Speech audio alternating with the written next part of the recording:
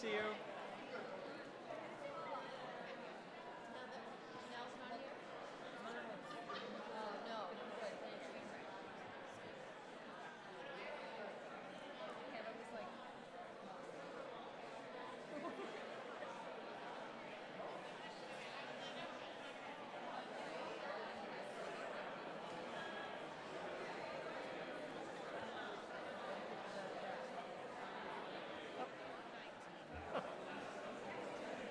Thank you.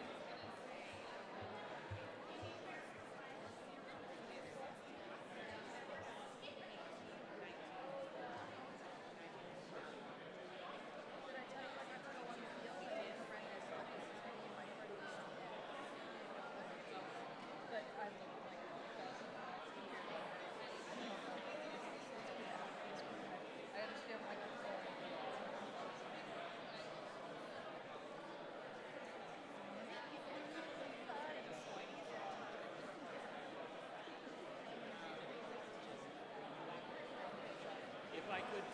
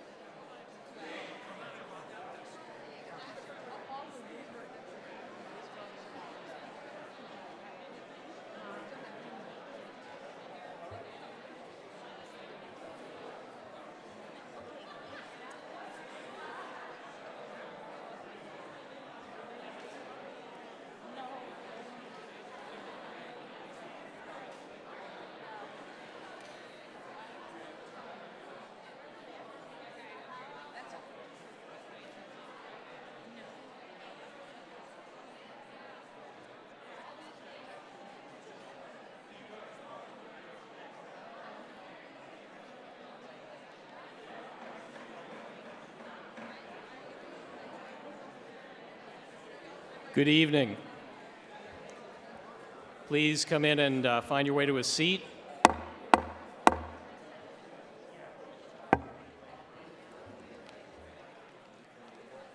I have been informed by the town clerk that there is a quorum present. So please make your way into the hall. If you are a newly elected or newly re-elected member who has not yet been sworn in, please come down and see the clerk now.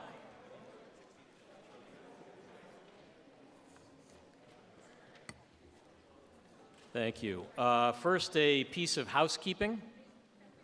If for whatever reason we do not conclude the town's business tonight, we will meet back here on Wednesday of next week. Clear your calendars. Alternately, let's make efficient use of our evening.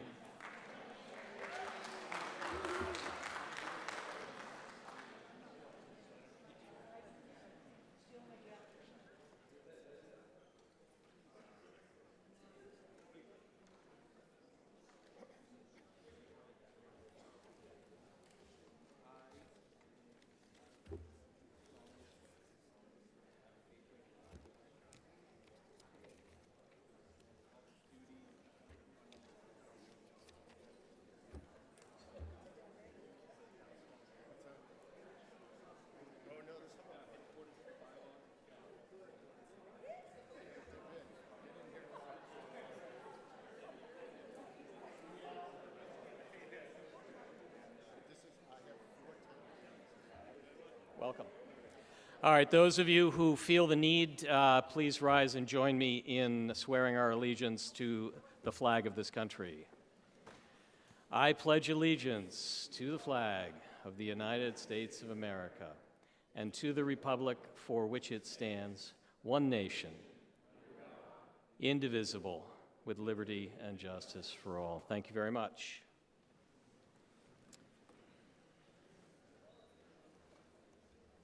We now take up Article 16. If I could get you, Pete, thank you. Ms. Ippolito. Thank you, Mr. Moderator. Angela Ippolito, Town Meeting Member, Precinct 5, member of the Planning Board. The Planning Board recommends the town to vote to amend the Swampscott zoning bylaw, section 5.11.0.0, accessory dwelling units as set forth in the printed warrant. The Planning Board held a public hearing and voted unanimously to recommend favorable action. I move the recommendation of the Planning Board. Is there a second? Ms. Ippolito. This particular article just clears up some, I suppose, language and technical errors that were printed in the last one after we adopted the ADU bylaw. And I think Pete will, our Director of Planning, Pete Kane, will, I don't know if you want to speak to that any further, Pete. I think it was just replacing some language with others. My understanding is some language should have been replaced and was Right. not, but if I you can could read it take us from the through it, warrant. Mr. Kane. Do you want to speak to it? Yeah, so it is Pete Kane, Director of Planning and Land Use. So this is simply housekeeping. Last year, town meeting did approve the update to the accessory apartment bylaw to the new accessory dwelling unit bylaw. When we do amendments of existing bylaws, we have to show the bylaw in black text with red text striking it out, and then red text unstricken for additions. And with that edit, 5.11 or 5.11.3.8 was not shown in the appendix. It was supposed to be stricken. Its reference doesn't make sense any longer within the new bylaw. It refers to the Board of Appeals. It refers to the AA, which is, we now use the ADU instead. So this is just a housekeeping to correct that. Thank you, Mr. Kane. Is there discussion, any questions on Ms. Ippolito's motion? Seeing none, all those in favor? This does require a two-thirds vote. All those opposed? It is unanimous. Thank you. Article 17. Okay, now I Ms. just, Ippolito. Thank you, Mr. Moderator. And I just lost my little, Pete, did you, I don't know if you took my sheet, my motion sheet, so excuse me for a moment. Oh, I have it.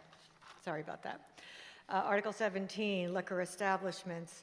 The Planning Board recommends the town to vote to amend the Swampscott zoning bylaw, section 4.4.1.0, pertaining to regulations for special uses as shown in the printed warrant.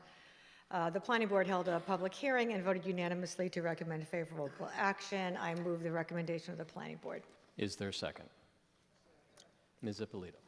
This is, just removes an antiquated bylaw that liquor establishments have to be a certain distance from parks or I think it was schools and churches or something like that. Not only are there, we have structures that are not in compliance, but it's just routinely in cities and towns not, it's sort of an outdated, it's an outdated bylaw, part of the bylaw, so we are looking to change it. Thank you, Ms. Ippolito. Are there questions or comments on the motion? Seeing none, all those in favor, this is also a two-thirds vote. All those opposed, it is unanimous. Article 18, Ms. Ippolito. Okay, thank you, Mr. Moderator. Article 18, non-conforming structures.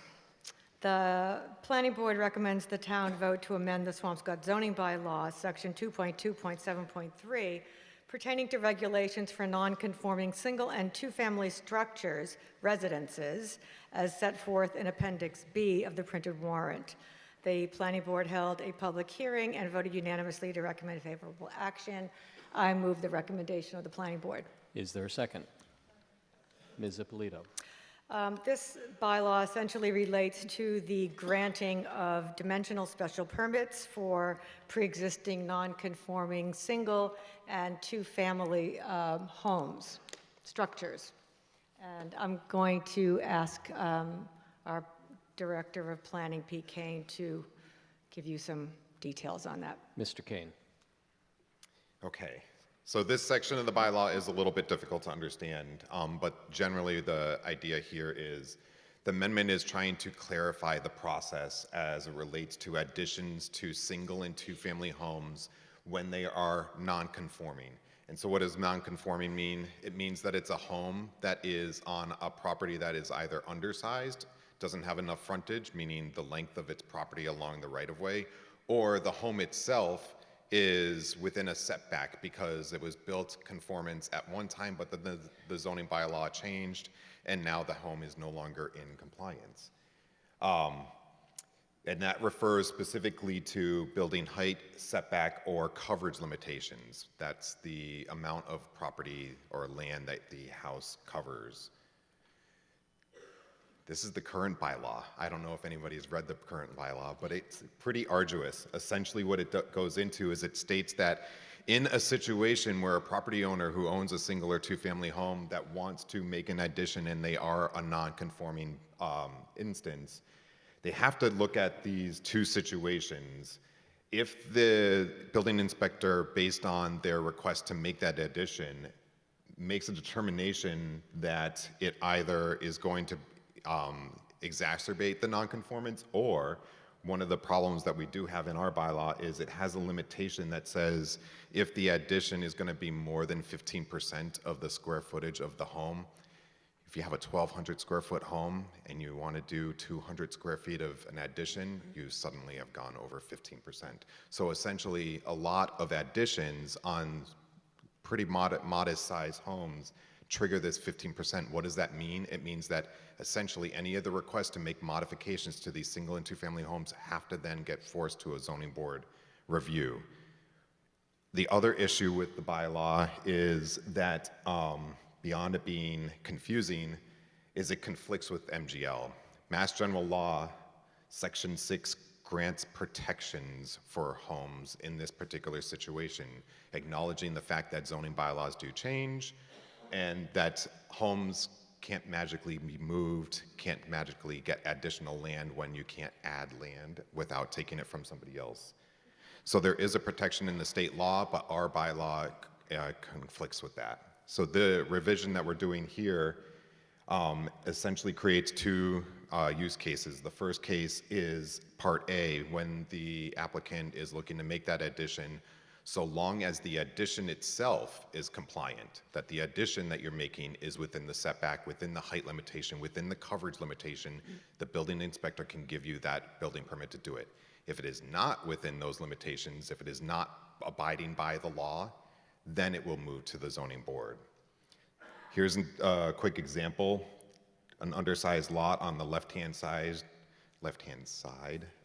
is a 998 square foot lot where it was 10,000 square feet. You can see the house is completely compliant within the setbacks. It's just an undersized lot. An addition of more than 15% right now would mean that it has to go to zoning board, making the process to make a small addition to your home problematic and more costly. Same thing with the middle instance. Your property is supposed to have 50 feet along the roadway, you only have 45 feet, you're gonna have to go to the zoning board. The other instance is the existing home has a setback where it's only 8 feet away from the front property line, where 10 feet is required. Previously it was a compliance, but it's no longer in compliance. In addition to that home, even within the dashed restriction, would still be forced to go to the zoning board under the current bylaw. So this makes it possible for the building inspector to make those smaller compliant approvals, or if it is a non-compliant, if they are exacerbating or making the non-compliance worse, it would still go to the zoning board, who could then have the ability to make a determination if a dimensional special permit is necessary or a Section 6 finding is required. That's it. Thank you, Mr. Kane. Are there questions or discussion? Ms. Colangelo.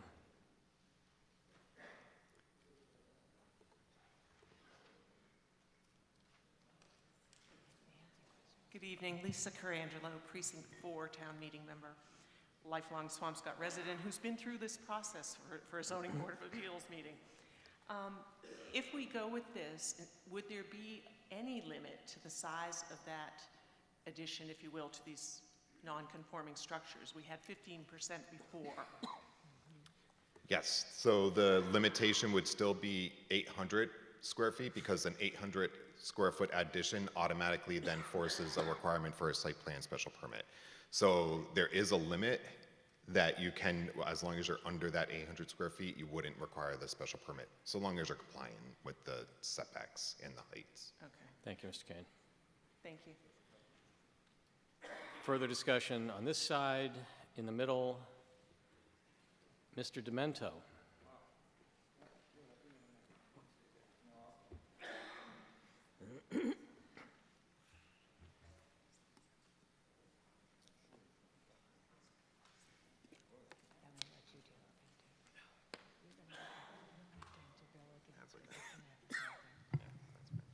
William Demento, precinct member, precinct 6.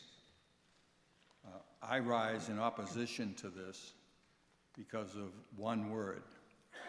And I confess I attended the public hearing, but I paid so much attention to the 3A thing that's coming up in a minute that I didn't pay enough attention to this. But Pete raised something that I also disagree with, saying that this brings it into compliance with 40A6. 40A6 is a statute that protects the owner. It doesn't set limitations. That's what it's designed to do. It's never been designed to demand conformance of local bylaws because local boards can go way beyond that, and most do.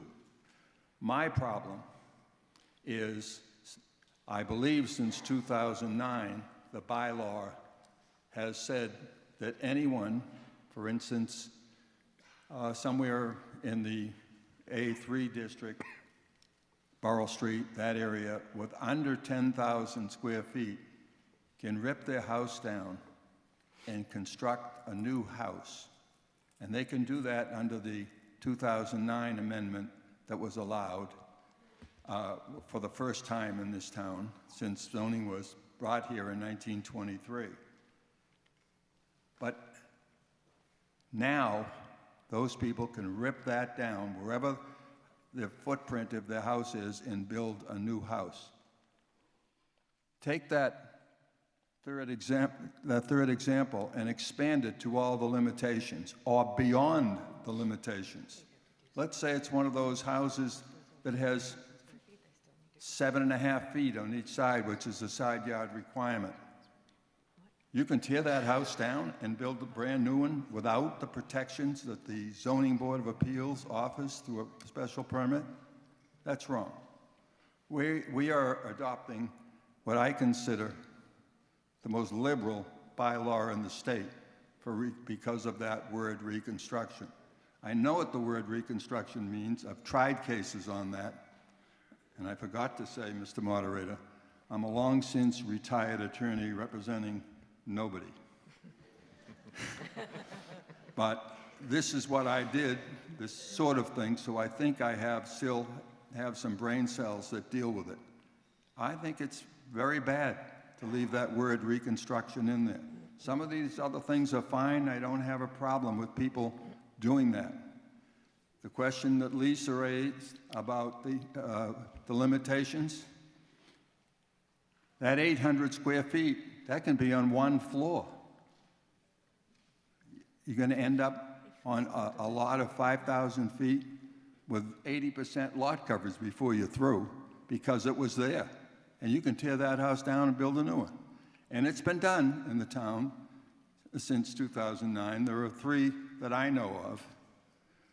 I just think it's a mistake to do that. It's not thought out, and we shouldn't do it. Thank you for the time. Thank you, Mr. Demento. Further questions or commentary? Yes. Wow, I'm having a senior moment. Kornitsky, my lord. That's what we get on night 3. Hello, everyone. Mark Kornitsky. I'm a member of the Swampscott Zoning Board. I'm also elected town meeting member. Been on the zoning board for about 16 or 17 years. And this change was something that I brought up at some of our meetings when we learned that our bylaw was not conforming with 48 Section 6, the statute, as interpreted by a particular case called Bellata. And the Bellata case basically says, no, it's looked at, in that case, a different bylaw, but one that had some of the same similarities, and restricted more than 48.6 permitted. I would agree with Bill Demento's comment that the reconstruction word could be stricken from the language of the new proposed bylaw and satisfy that issue. I think that it does leave a little bit, although Town Council gave our board and the Planning Board a joint seminar on 48.6 and the Bellata case in particular, and they were involved with Angela and the Planning Department in drafting this. So I understand and appreciate Bill's concern and have seen reconstruction firsthand. There's a lot right next to me where there was a large reconstruction.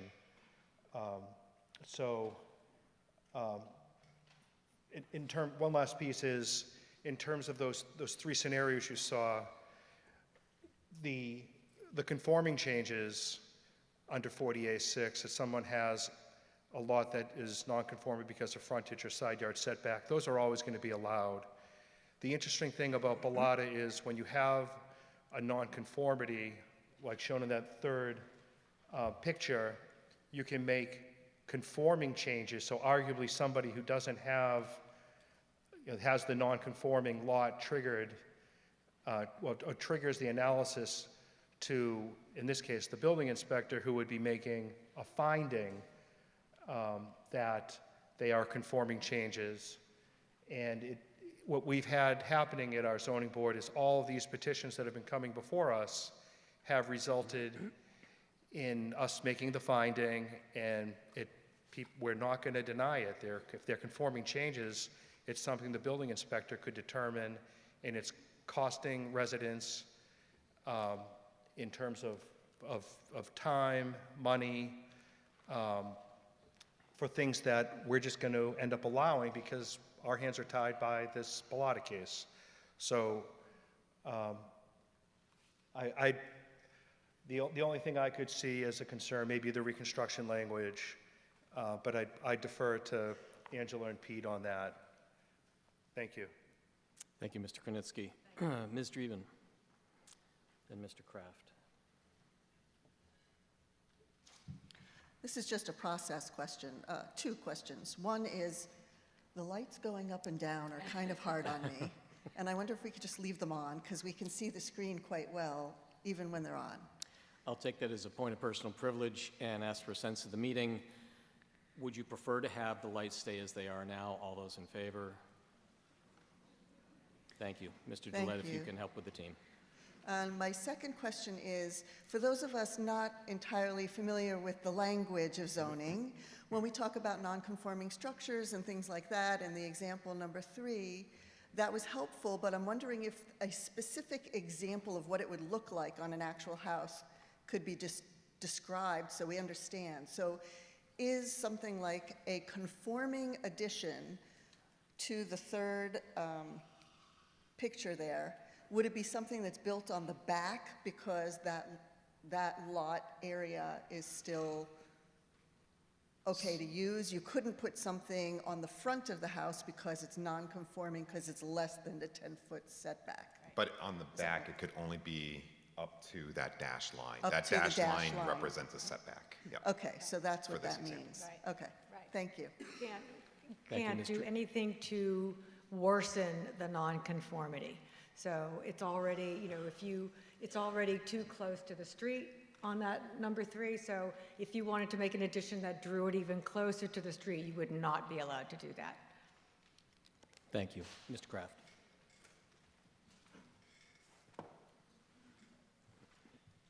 Rick Kraft, Town Meeting Member, Precinct 3. I do question Mr. Demento's interpretation of this, and if I'm missing something, I would love for someone to correct me, but it seems that this says that the reconstruction would need to comply with all the current zoning regulations. And so if, in his example, someone tore down the house, the rebuilt house would need to comply with current requirements. So I don't really I don't see how his concern of it being, some monster house would apply unless that was already allowed on that lot. Thank you, Mr. Kraft. Mr. Patsios, and then Mr. Schutzer.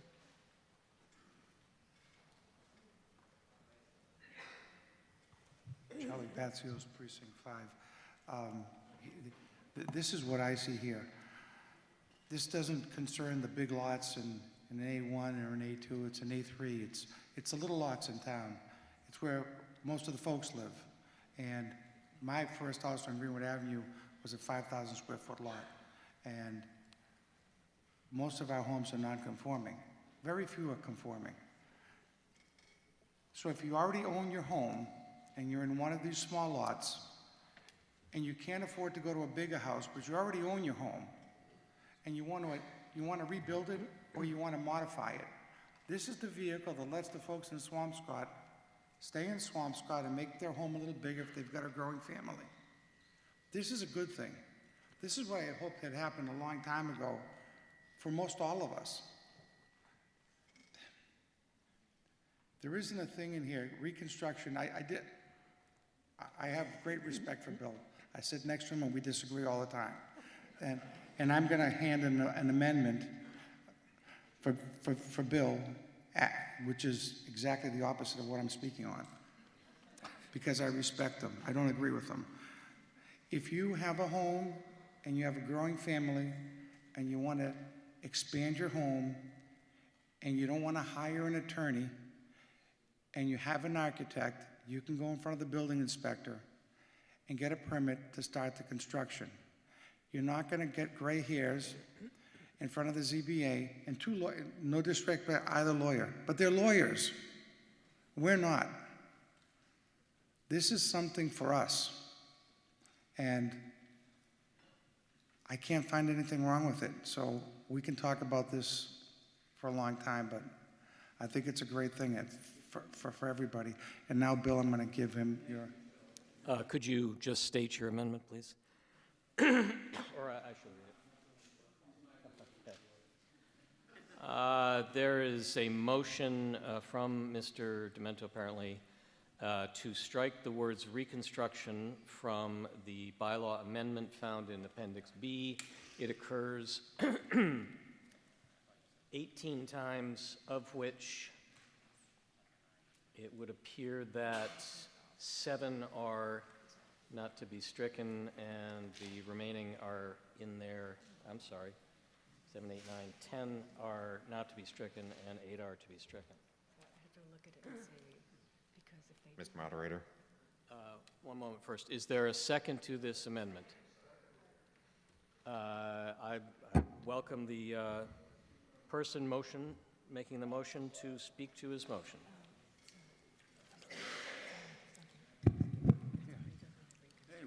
Thank you, Mr. Patsios. Thank you, Charlie. My motion, I believe, still allows extensive work on homes that people want to do.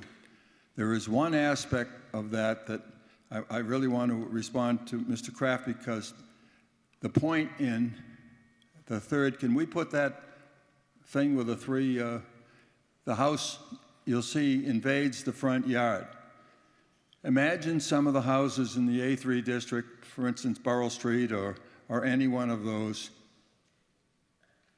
Imagine if they violate all of those and 95% of the lot is covered. Covered. Make it 98%. Reconstruction means, under this bylaw, in my interpretation, you can tear that house down and rebuild it without any oversight. And I'm not necessarily opposed to that, except for the oversight. I think the zoning board needs to take a look at those things when they're so big. But that's the perfect example.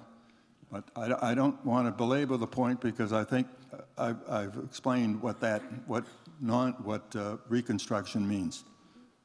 Thank you. Mr. Demento. Mr. Moderator. Yes, Mr. Kane, then Mr. Germa, and Mr. Bierman. Just want to I'm sorry, point Mr. out Schutzer.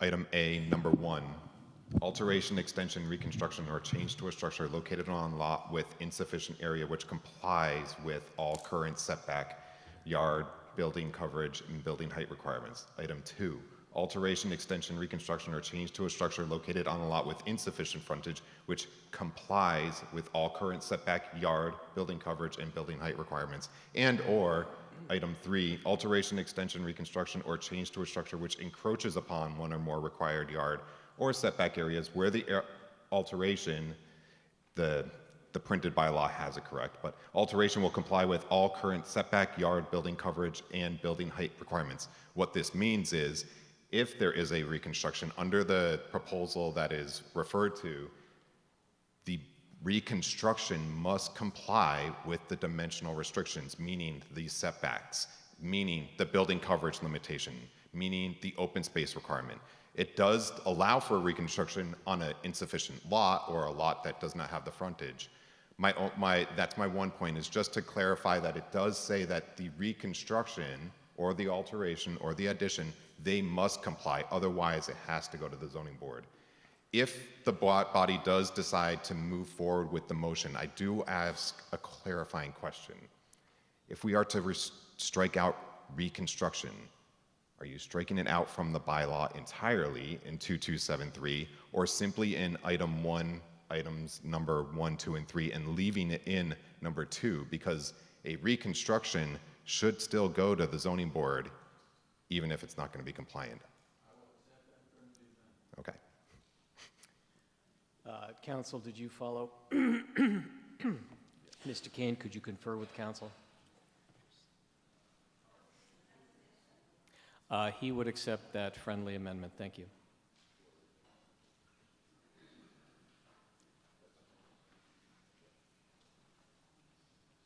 So that would remove the word reconstruction in A, 1, 2, and 3. 3 cases. 4 cases. A, 1, 2, 3, but not in B, right? Okay, those of you following along, that is found on pages 39 and 40 in your printed warrant. Now, I'm going to hold on. Mr. Schutzer, do you still wish to speak? Then Mr. Germa, then Mr. Green.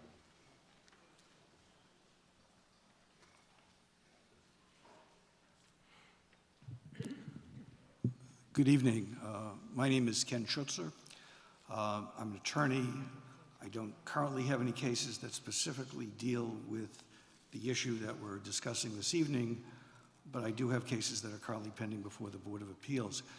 My reason for speaking, when I first saw this, is my impression was that we were taking away rights, not necessarily the rights of the people that want to put the additions on, but the rights of the abutters to the people that want to put the additions on. It takes away the opportunity for them to voice their thoughts, their opinions with regard to the construction of this addition. Clearly, that's going to have an impact on their home and their property values. My reading of this, if I'll just digress for a moment, when I watched the planning board hearing, when I watched Mr. Kane explain and Ms. Meany explain what this was about, their concern, as I understood it, was that this was just too cumbersome, and what I now see is an oversimplification.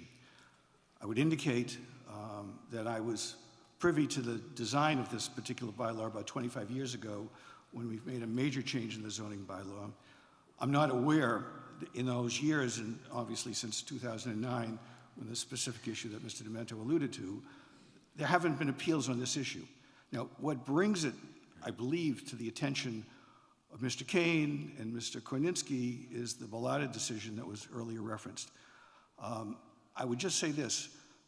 The one thing that Mr. Demento said that I'm completely comport with is the fact that this would probably be the most liberal reading of the Bellotta case of any of the towns in the Commonwealth of Massachusetts, to my knowledge. I can only tell you this, that the town of Marblehead, if we're going to compare bylaws, they have a triggering of 10%.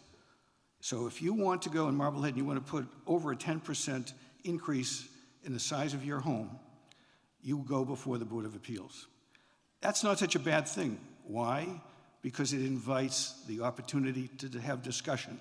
It gives people the opportunity to talk to their neighbors, and oftentimes, and more often than not, through that process, through the guidance of the Zoning Board of Appeals, a decision is made that satisfies everyone and therefore ultimately results in fewer appeals because there's a consensus, and boards of appeals are mindful of that and more often than not are willing to adopt, if the neighbors are willing to adopt, the person who wants to put their addition on wants to adopt, and that's the way it's been working. And it's been working very well all of these years.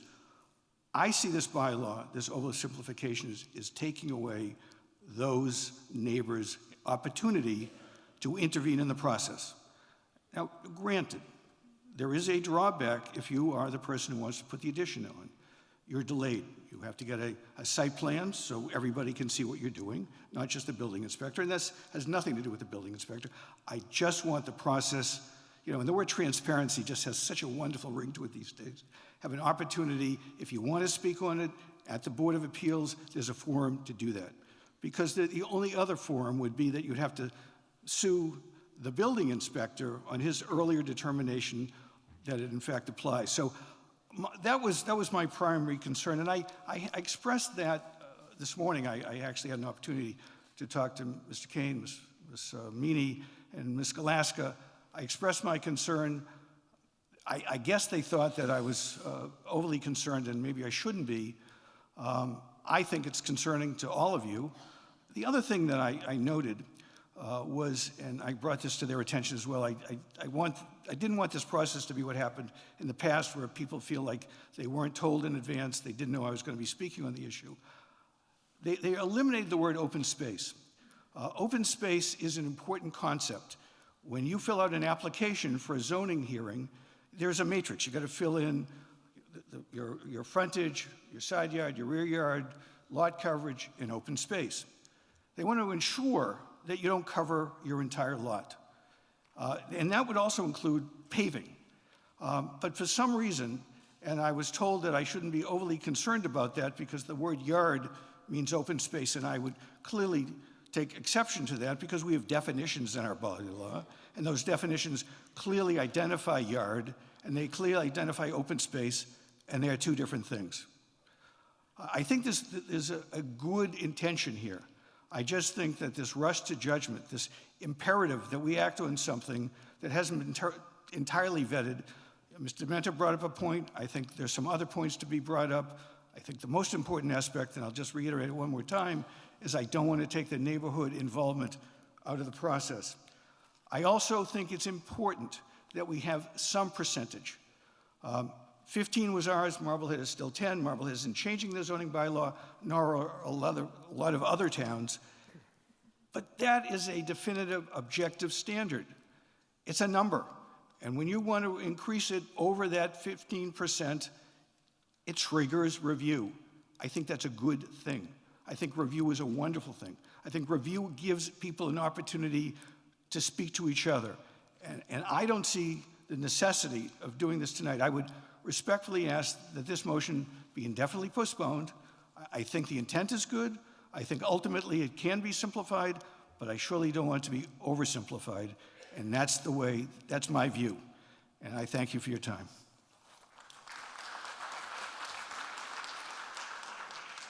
Is there further discussion? I'm sorry, Mr. Germa, Mr. Bierman, and then in the back there.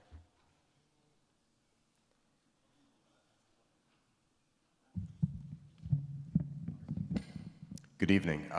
Chair Germa, Precinct 3 Town Meeting Member, Historic District Commission Member, and Planning Board Member. This is a very difficult line to walk because the simplification, in my opinion, is about access to be able to do work on houses, which is great. But I do actually want to start with a question. To go in front of the Historic District Commission, there is no fee. To go in front of the Planning Board, is there a fee? There is. I'm sorry. And what is the fee for the Planning Board? Is it based on? I just need you in the microphone. I think his mic is off. Okay, stand by. But this is specific Try to again. zoning board as opposed to planning board, but the fee, I believe, is a standard 400, typically, 450. 450 for the Planning Board. Zoning board. Oh, that's zoning board. We're talking zoning board. Zoning yeah, board, okay. So one of the questions that I ask is, the Zoning Board of Appeals is a group of volunteers that are appointed. No one's being paid. If this is about access, and speaking into Mr. Schuster's, has the town ever evaluated the necessity for the fees? Because that's where it does seem sort of a hardship if you've got these houses, and so many of our houses are actually non-conforming, that this triggers a $400 fee that might not need to exist. I know that when the Historic District Commission was set up, we determined that it would not be with fees for the reason that it was going to be required on these homeowners.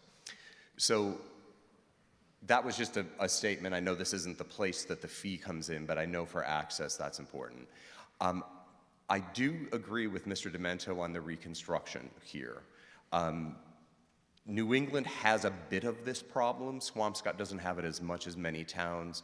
The West Coast has a terrible problem with this, where modest homes in high value areas are removed and houses are built to the absolute maximum. And that's where it really starts eroding how the neighborhood feels.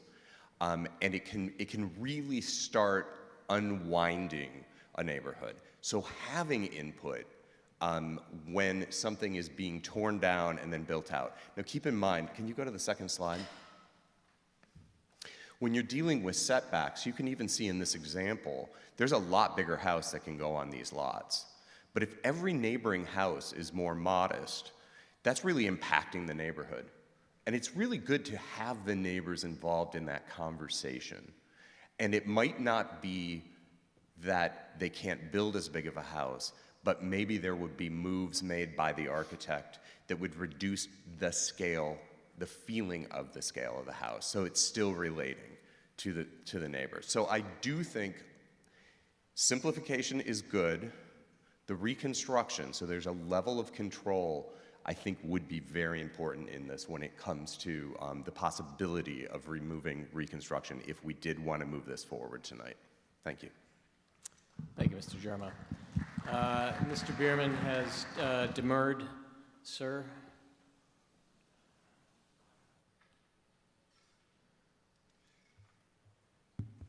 Oh, yes. Rupert Deese, Precinct 5, Town Meeting Member. First, a question. So this, the article under discussion applies to non-conforming lots or buildings, that are non-conforming with the setbacks and other things.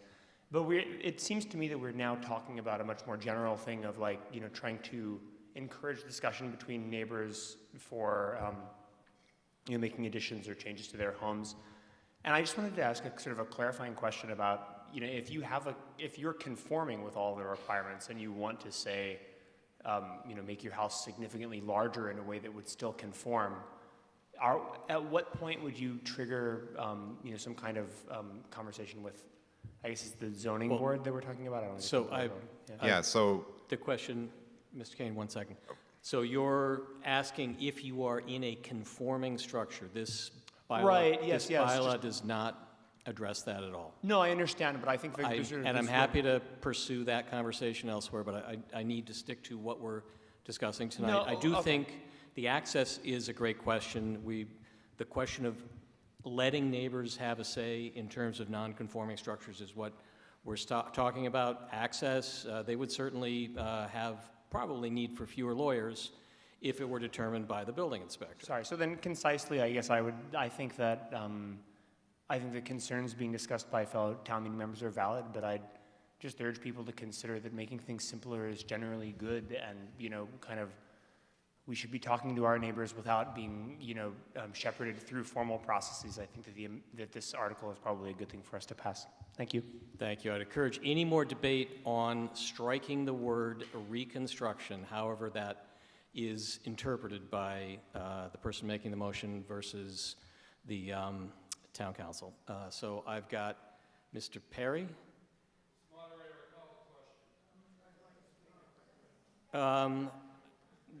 You are looking to call the question on the amendment to the language. We will return to debate on the motion as amended if we decide to end this debate and vote on it. This requires a 2/3 vote. Is there all those in favor of Mr. Perry's motion to end debate on the amendment striking the word reconstruction 4 times? Please raise your hand. All those opposed? Okay, that motion fails. We are still discussing this amendment. Ma'am, in the back.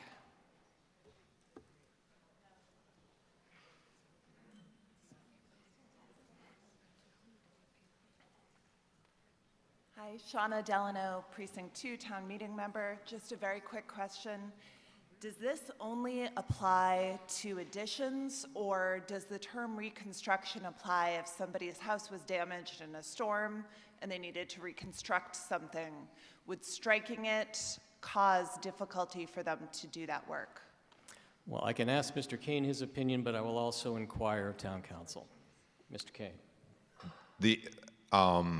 If there was damage due to an act of God, it is protected under a separate bylaw, so long as you do that repair within a 1-year time period. I believe it's 1 year.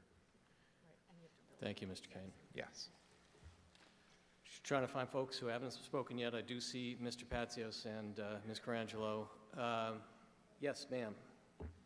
And then Mr. Giantis. Hi, Hillary Fouts, Precinct 6. I just have a quick comment, but I agree with almost everything I've heard here tonight, but I just wanted to know if there was a way that, and I don't write laws, but there could be a provision in there that if you're going to have something approved directly from the building inspector, that the abutting neighbors be notified, because I was somebody who had a neighbor that built something. They tried to build something, I'm only 5 feet tall, 7 feet from my property line. That's not a lot of room. And had the zoning board not notified me, I would not have known about it, because the neighbor never did till I showed up basically 3 days later at the meeting. And eventually the zoning board agreed that the structure needed to be turned, made smaller, and there were a lot of issues with this person was on a corner lot, and corner lots have a lot of their own issues in terms of what's considered a backyard, a side yard, et cetera. All the rules and language on that change, and the setbacks and whatnot change.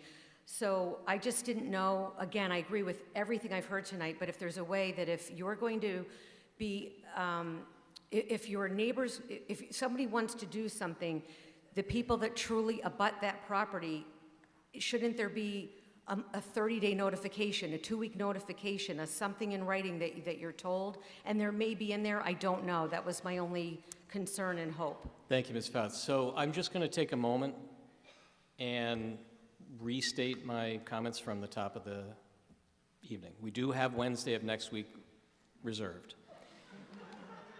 Does anybody else have any comments on the amendment to remove the language reconstruction? Mr. Patsios and Mr. Schutzer.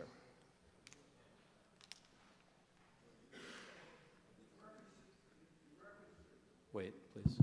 Thank you. In reference to the question that came up with regard to the fee structure, that was a determination that was made by the Board of Appeals when I... Mr. Schutzer. What? Do you have a comment on the word reconstruction? A comment was made with regard to the question of the fee structure. Do you have a question?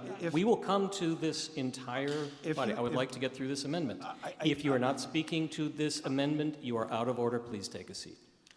You know, I appreciate what you're trying to do. I just don't appreciate the way you're trying to do it. Please No. take a seat. I am trying to get this amendment. Do you have a comment about the word reconstruction, sir? Is there anything that is vague about my question? Please don't demean people. Please don't demean this body. I'm looking to get through this amendment. I understand that. You But just if don't you have... do not understand because you persist. No, but it's the way that you speak to people. You don't have to do it that way. I understand what you're saying. I would like but you- your process is unacceptable. I would like to get through this amendment, and then you may have your second bite at 2 minutes on this topic, 10 minutes on this topic. Mr. Patsios, if we are going to talk about everything all the time, we will be here Wednesday. So reconstruction would require us to be in front of the zoning board. And most people that would be in front of the zoning board, aside from the fee, will also have to have an attorney representing them. Reconstruction will make it so expensive that most people, and that's just to find out if you can do it. The best thing that we can do is exactly what's been put in front of us. That determination will be made by the building inspector. They must post that sign for reconstruction on the property, and notice is given. So reconstruction will give anybody an opportunity to appeal the decision of the building inspector. Thank you. Thank you, Mr. Patsios. Mr. Thompson, on the topic of reconstruction. I agree with Mr. Patsios, and a question of clarification or just really making sure this is clear. If someone has a house in any of these scenarios, they tear it down, worst case scenario on reconstruction, right? They are forced then to comply with all of the existing zoning restrictions with the exception of the lot size and the frontage? Well, you can't change those things. So within your lot, you would need to comply with all of the zoning regulations. For example, you could not build out to the curb, like in example number 3. You couldn't, the fact that that's out of compliance because it's too close to the street, and your house, you decide to tear it down and build a new one, the new house would have to comply with all the setbacks, all the dimensional requirements. And those are height, open space, setbacks from side yard, setbacks from rear yard, and setbacks from the street. So really the impact of this is potentially taking people that are out of compliance back into compliance in Exhibit 3. In that particular case. Yep. And simplifying the process so that something, as Mr. Kornitsky mentioned earlier, that the ZBA is just going to have to approve anyway, but someone has to go through a bunch of hurdles and hire a lawyer and pay a fee to get an approval that's going to happen anyway. Basically, we're now saying, like, here's the fast lane to get there because it's going to get there anyway. If they're in zoning compliance. If they're in zoning compliance, Right. Of course. If they're not, they're going to be in the second section of the warrant article, That's right. correct? They'll have to go to the zoning board. Thank That's you. right. Where if this language were to pass, the word reconstruction would still exist. Pardon me? If this amendment were to pass in that second section, the word reconstruction would still persist. That's correct. Is there any further discussion about Mr. Demento's motion to amend the main motion by striking the word reconstruction from section A, 1, 2, and 3? Seeing none, all those in favor of Mr. Demento's motion to amend, this is a simple majority, all those in favor? All those opposed? The motion fails. We return now to debate on the main motion. Mr. Schutzer, I would like to have you have the floor. I would like to hear what you have to say. Now that we've dispensed with that, I don't want to let the body get confused about what we are discussing. I appreciate the process, and I appreciate the kindness that you're bestowing on all of the people that are here to speak tonight. There's one issue that came up, and I just want to respond to it, and that was the question of the fee. There's no need that the fee be, it's $450. It's $400 for the application, $50 for the advertising. That was something that the town administrator, before Mr. Fitzgerald, indicated was necessary in order to augment revenues that were coming in. It's much higher than a lot of other towns. It's not a determination that would be made here this evening, but there's no need that it be that high.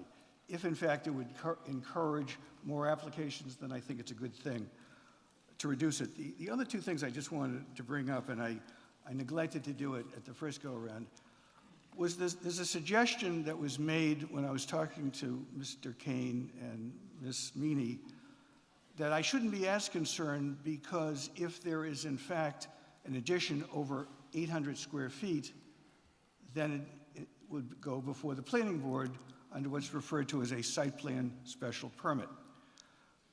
The difference is the criteria for a site plan special permit is different from the criteria for the dimensional relief or the use relief that's given by the Board of Appeals.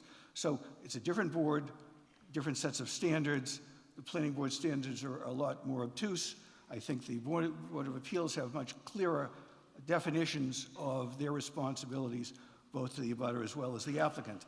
And the only other thing I wish to raise is that in this bylaw that's being proposed to be revised, there was a provision that was put in actually when Gene Barden was the chairperson of the planning board, because his concern at that point was a concept which was a term that was used with some regularity at that time. It was called McManus, help me out here. McMansion, thank you. And the concern of the McMansion was that people were coming in and periodically coming in for additions. So what he said is we needed a look-back period of 5 years. Let's see what we've done in this 5-year period and aggregate those and see if that then hits the 15% mark. I see that also eliminated from this revision. I don't see the necessity, I'm repeating myself, I don't wish to do that, of making a change to something that I think works. I think what I'm hearing, though, is that it's cumbersome and burdensome to applicants, and that I understand. But they're imposing on their neighbors, they're making a change, and as was suggested, if a number of these occur, it changes not only the direct neighbors, but the neighborhood itself. I believe the oversight is important. I think so. I believe that the Board of Appeals and those members who wish to serve, for which I know it's all, I did it for 14 years, I think it's a wonderful opportunity to serve. But I thought that oversight was important. I still believe it's important, and I believe the input of the neighbors is important. Sure, we can refine this at a later point. We don't have to do it tonight. I would respectfully ask that, do I have to make a special motion to indefinitely postpone in writing, or can that just be done? You may make a motion to amend the main motion and indefinitely postpone action. Thank you very much for your assistance. Is there a second? We now come to discussion on Mr. Schutzer's motion to indefinitely postpone action under this article. As having made the motion, I assume if you had more to say, you would. Oh, boy. Okay. I probably do, but I think under the circumstances and the threat of coming back on Wednesday, that I will not put anyone through any additional comments. Thank you very much for the opportunity. Mr. Moderator, excuse me, Mr. Yes, Moderator. Mr. There is a point of fact that I needed to correct from something Mr. Schutzer said, and this, I'm not saying this invalidates the rest of his comments, but I wanted to be clear on the site plan aspect of what you mentioned, Mr. Schutzer, regarding the 5-year look back in terms of an aggregate of 15% of additions over that period. That provision is in the site plan special permit part, and that is not eliminated. Thank you, Ms. Ippolito. You're welcome. Mr. Schneider, then Mr. Giantis.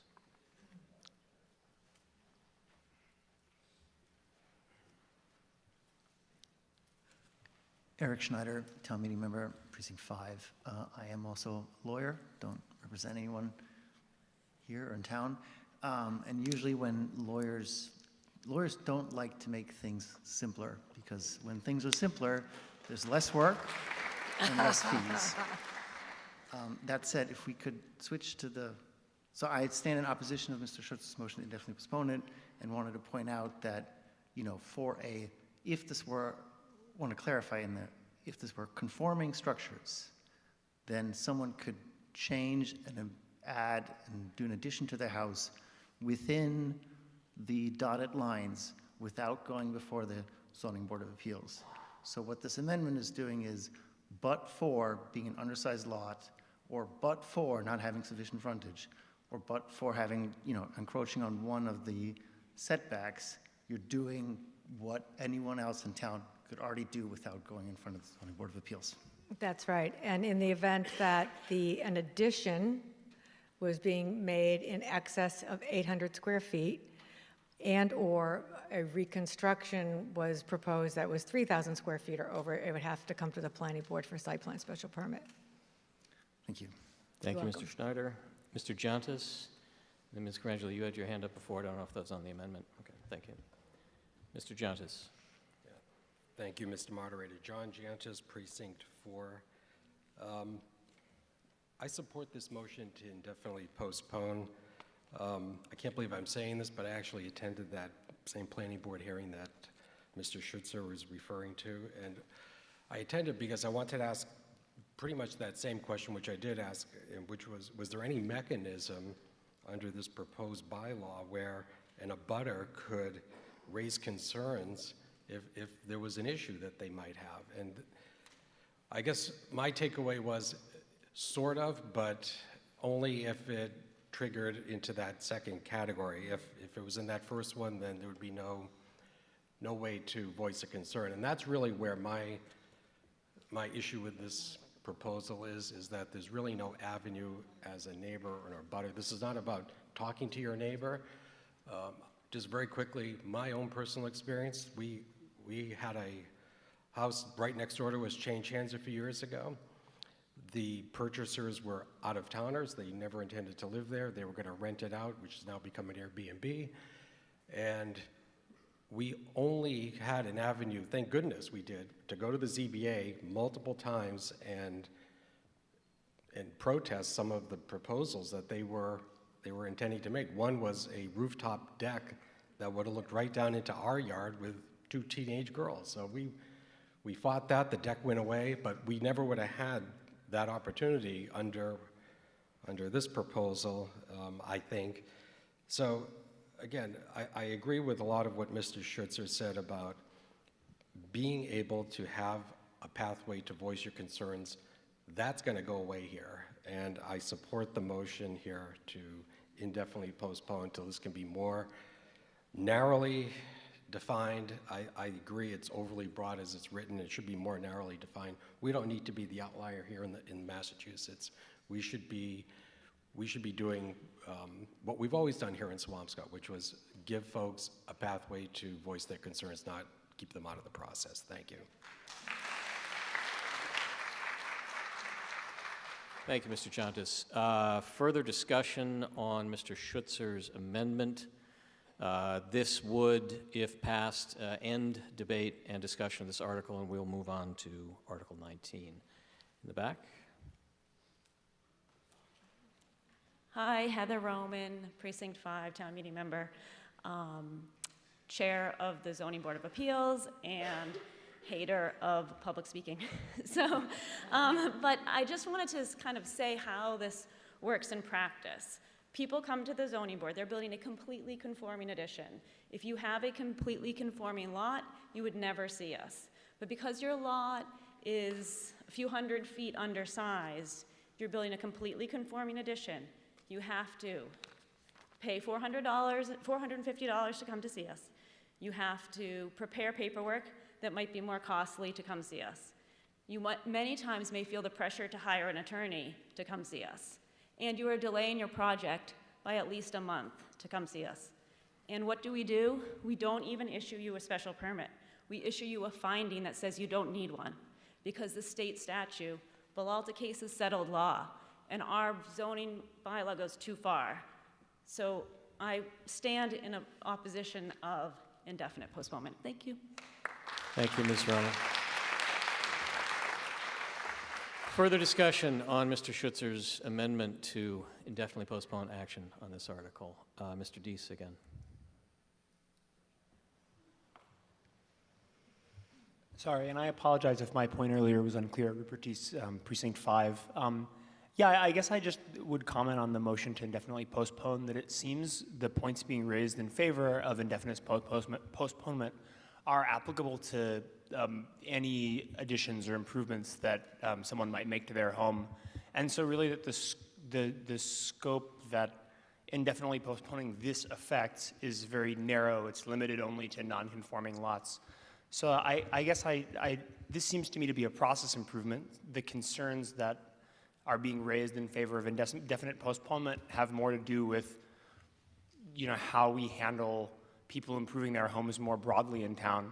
And I think that it could be a worthy discussion, but I would encourage people to vote on the article and to simplify the process for the people who are most familiar with it. Thank you, Mr. Deese. Ms. Carangelo.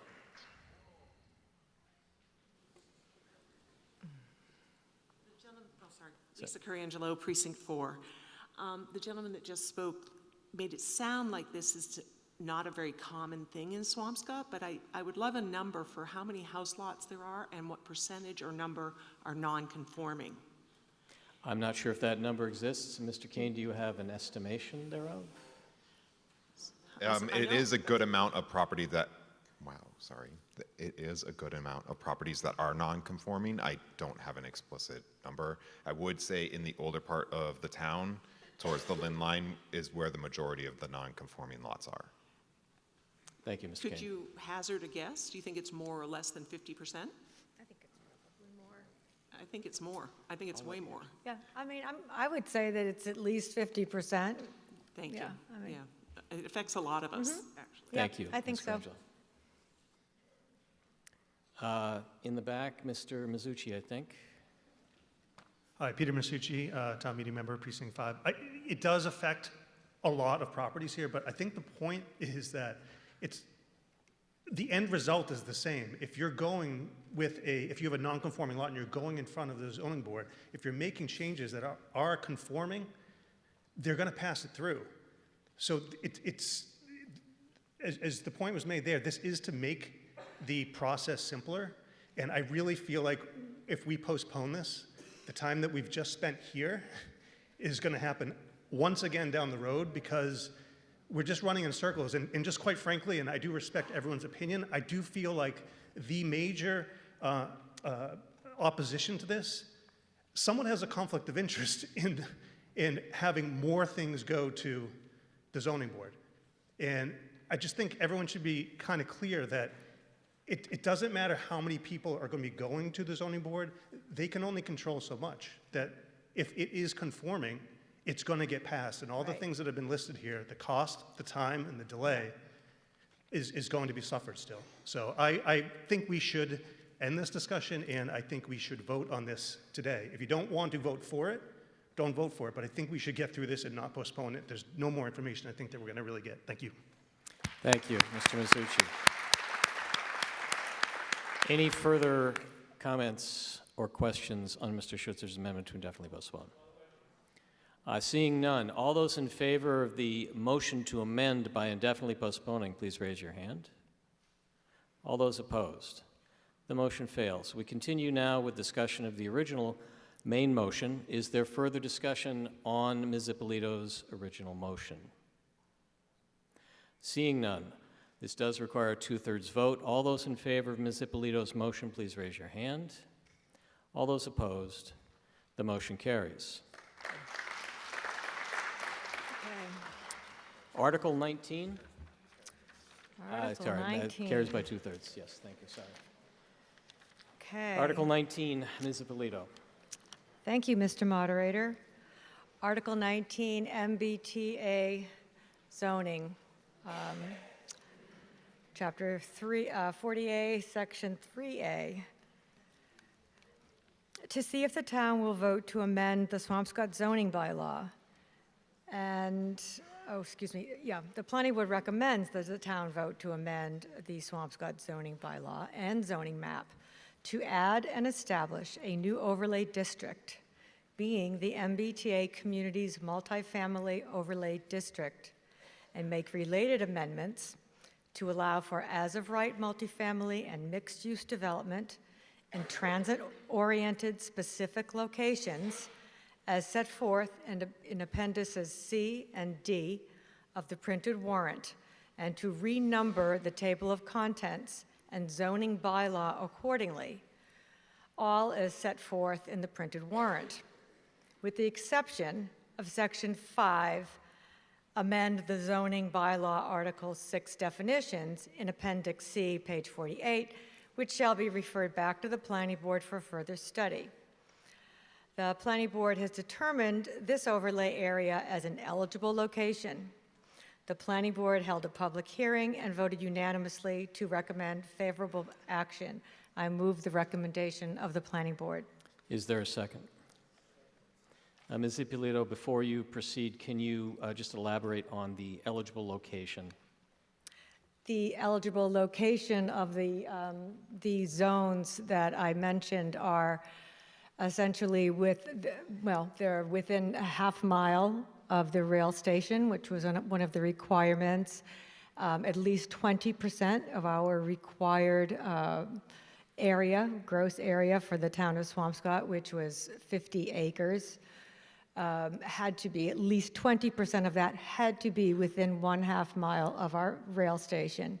And the rest of the zoning parcels could be in an area where there is robust bus service.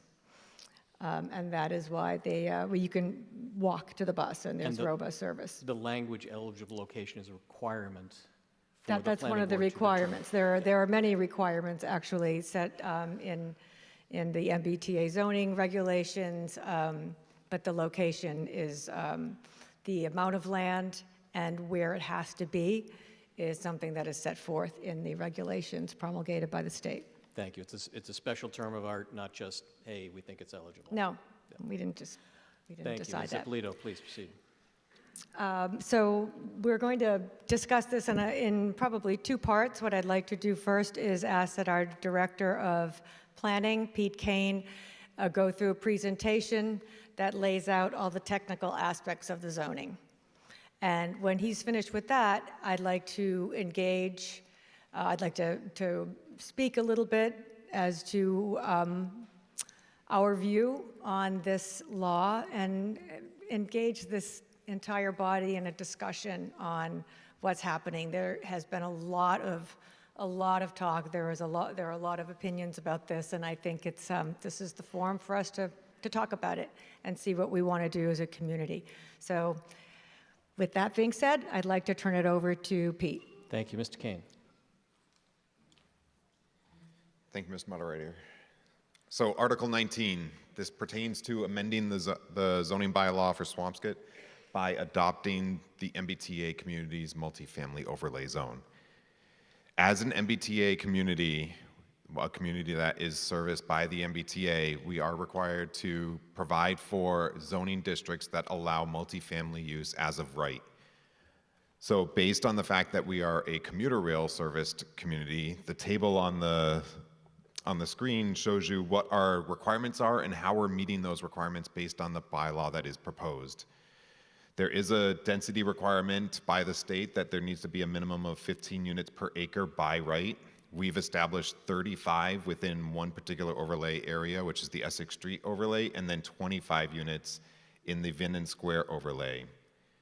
Minimum multifamily unit capacity based on the number of housing units the community had in 2020. We have to provide for, meaning we have to make the bylaw allow for a capacity, not create, but allow for a capacity of 954 units. Based on the proposal, the capacity is 1,148 units. It must be at least 20 acres in size. We have identified 44.6 acres. There is a requirement that a certain percentage, 20% of the capacity, is within a half mile of the train depot, which comes out to 191 units, meaning 191 potential units or allowable units within the district have to be within that half mile. We are able to do it with 196. As Angela mentioned, 20% of the total land area that we are identifying for the overlay must be within a half mile of the train depot, and we are making it at 33. We're able to provide 33% of the overall area within that half mile. And with timing, we are required, like all other commuter rail service communities, to have our adoption completed by the end of this calendar year. So where are we looking to provide for this overlay zone? There are two districts that sub-districts that we've identified. One is called the Essex Street Overlay. It is the area that is within the half mile of the train depot. It's on Essex Street opposite the high school. It runs from Elm Place or Westcott up to the bridge. And the second area is the Vinnon Square Overlay District. This is the area of Vinnon Square where we have condo and apartments currently, and I'm going to give you some aerial images so you can get a better idea on what's actually within these property or these overlay boundaries. So this is the Essex Street overlay. This currently is zoned B2. We're adding an overlay, which means that the B2 zoning district still applies. This is adding additional allowances on top of that.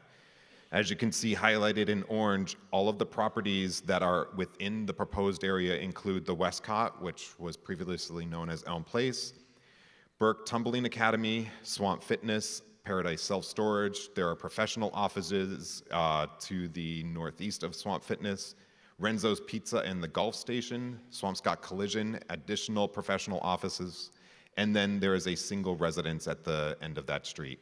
That area is all currently zoned B2, which means it is already currently zoned for multifamily by special permit. This overlay allows that multifamily by right. This is some additional drone footage just so that you can get an idea. You can see what the area looks like right now. You probably drove by it today when you came to the town meeting. The other area is referred to as the Vinnon Square overlay. This is adjacent to the Swampscott Mall, but is not the Swampscott Mall, specifically because the Swampscott Mall is zoned for commercial where it requires commercial. The MBTA law, or Section 3A, states that you cannot require commercial in a development. You can allow it, you can't require it, which is why we cannot apply this in Vinnon Square on the mall. If we did, we would trigger the potential of losing that commercial base and just having housing instead. So instead, the planning board determined the best option was to do it adjacent to the Swampscott Mall. And that area includes the landing at Vinnon Square, Crown Point condominiums, Hawthorne's Crossing condominiums, Avery at Swampscott, which are also condos, and the Eagle Rock Apartments, which was previously known as Vantage Terrace. This is some additional imagery showing you the structures that are already there. So I want to go through to give a better idea on what this means based on the proposed zoning, what is already built, what additional units could possibly be built based on the allowance. Again, it's not a requirement that you have to build these units. It's simply how many more units could be built should somebody apply based on the bylaw. This table shows you the parcels that are within the Essex Street overlay. For each property, I've identified how many residential units are either existing or permitted and under construction. So for the Westcott actually spans both the B2 district and a residentially zoned or two residentially zoned properties. Because that portion of the building is not within the development, we have identified that 90 of the units are actually within the B2 portion.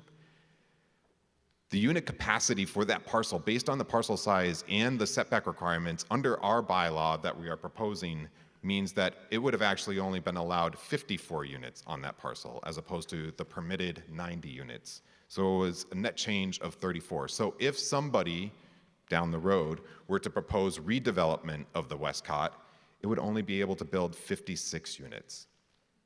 Paradise Self-Storage, there are no residential units. It could, based on the dimensional size and the limits, 20 units. Swamp Fitness and the professional offices, they are one lot, those two buildings. It could have a capacity of 38. Renzo's Pizza and the Golf Station are also a single lot. That's 15 units. There's a parking lot behind the Golf Station. that could hold 23 units, and Swampscott Collision and the professional offices could hold 44 units. Again, this capacity is based on the limitation of 35 units to the acre, and it also takes into effect the dimensional requirements of the underlying zoning, because we're not modifying the underlying zoning, meaning all of the building heights, the open space requirements, the setbacks stay the same. So whether somebody were to build a structure currently on the B2 zone or under this, the same restrictions on the size of that structure would be the same. This table provides you a capacity of the properties within the Vinnon Square overlay. So as I go through, you'll see what the current residential units are within those parcels, what could be the capacity under the bylaw, and what that changes. An example here, similar to what happened in Essex Street, the landing at Vinnon Square currently has 184 units that were permitted by a standard special permit. The unit capacity, based on the limitations that we have set in the overlay district, would actually only allow 155 units if it were to redeveloped under the new bylaw, meaning a reduction of 29 units. Crown Point has 194. It could actually hold 259 under the bylaw. That's due to the spacing and the amount of open space that's on that land. So a net change of 65. The greatest increase could possibly happen at Hawthorne Crossing, where Hawthorne Crossing is made up of many separate buildings. They're all small buildings. It does have 152 units, but based on the large land area and the setback and height allowances, it could hold 311 if it were fully redeveloped, meaning a change of 159. There are additionals you can see with the Avery, there's an additional 7. There is a parking lot, most people don't notice it, a parking lot opposite Whole Foods. It's where staff used to park when we had the rehab facility. That piece of land could hold 10 units, so it does not have any units right now, but if it were redeveloped, it could hold 10 units. I will note that 10 units is based on a flat surface. The model that the state uses does not take into consideration, nor does it model terrain changes. That terrain of that property, especially due to the slope with Crown Point, does make the property more difficult to build. So although by the state model, it could hold 10, the actual ability to construct 10 is minimal. So, overview, under the current, how many units are in those two areas? We have 758 currently. Based on the bylaw, the capacity, meaning the allowance, not the requirement, not the mandate to actually build it, but the capacity over those two areas is 1,148, meaning an additional 390 should any one of those properties or all the properties be redeveloped. So what does the bylaw do? It brings Swampscott into compliance with Chapter 40A, Section 3A. It applies the new overlay to specific business zones where multifamily is already permitted. It makes multifamily development as of right, as in you don't need a special permit for the use. You may still need a special permit for dimensional parking requirements or anything like that. It does not strip the special permits for everything else. It's simply the use that it's removing the special permit process from. It encourages mixed-use development, but it does not require it. And this will help to ensure that we can have that additional business tax. But again, we can't require it, but we do allow it under this proposed bylaw. It continues our compliance with the town's inclusionary zoning bylaw, meaning the bylaw that we have in place for every property in town that requires any development of a certain size or greater has to have up to 10% of those units being affordable. We're still continuing that requirement here. It also establishes a maximum dwelling unit per acre. That means how many dwelling units based on the size you can build on that property. Our current bylaw actually does not use this currently, which is why generally when a proposal comes forward, we simply look at the dimensional requirements and the parking requirements, which is why we have a property like at the Landing where you had 184 units because there was no limit as to how many dwelling units you can build on an acre. This bylaw, by the state requirement, we have to actually set a ceiling, so we're setting a ceiling now. What does it not do? It's not amending any of the residential zoning districts. We're not applying this on any residential zone. It's only on the business zones. The bylaw does not modify any dimensional requirements. All of the height restrictions, the overlay, the building overlay, the open space requirements, the setback requirements, all stay exactly the same. It does not make multifamily more restrictive or cumbersome within this area as opposed to developing multifamily in another area. That is an explicit requirement of MBTA zoning. You can't adopt the bylaw, but then make it more difficult to actually do the bylaw or do the multifamily. You have to at least make it as easy while still making it as of right. I just want to show you what the current dimensional requirements are. These are the dimensional requirements as in the minimum lot size, the setback requirements, building coverage. These are the requirements in the current bylaw, and we're not modifying them in any way, shape, or form. The only thing that's being modified is we're adding this new requirement, which we don't have in the underlying zone, which is actually setting a ceiling, and that's the number of dwelling units per acre. So in the Essex Street, as I mentioned earlier, it's 35 units per acre, which based on the area of that we've identified for Essex Street, it would be able to have a capacity of 196 units. For Vinnon Square, it's 25 dwelling units per acre, which results in 952 units.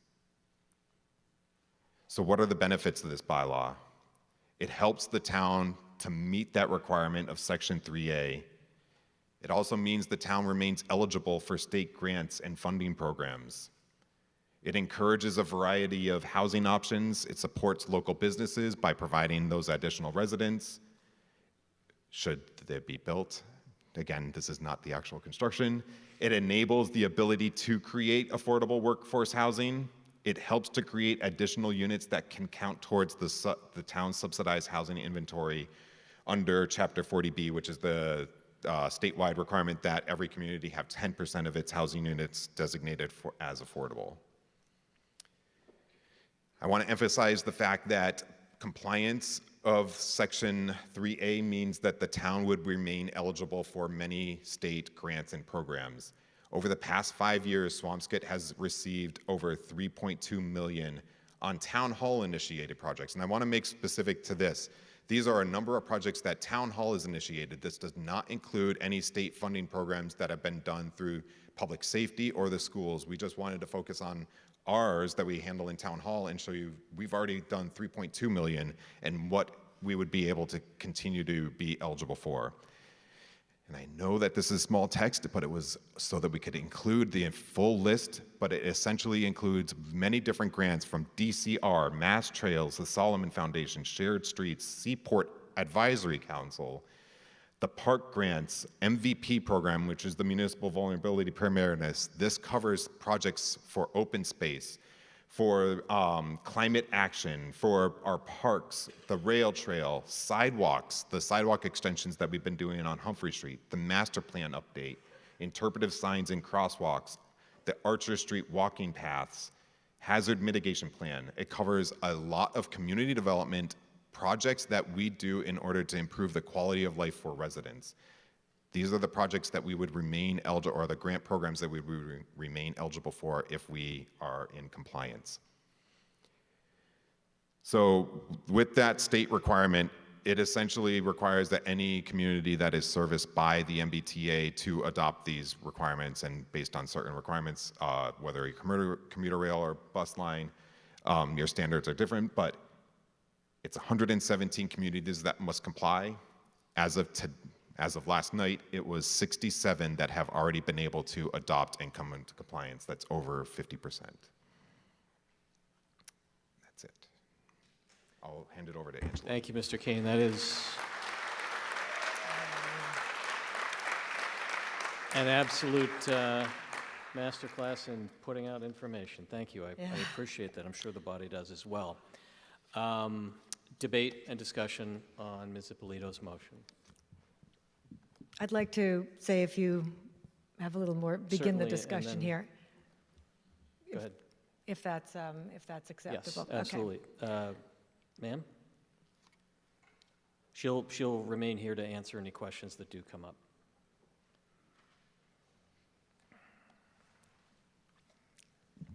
I'm Andrea Moore, Precinct 3.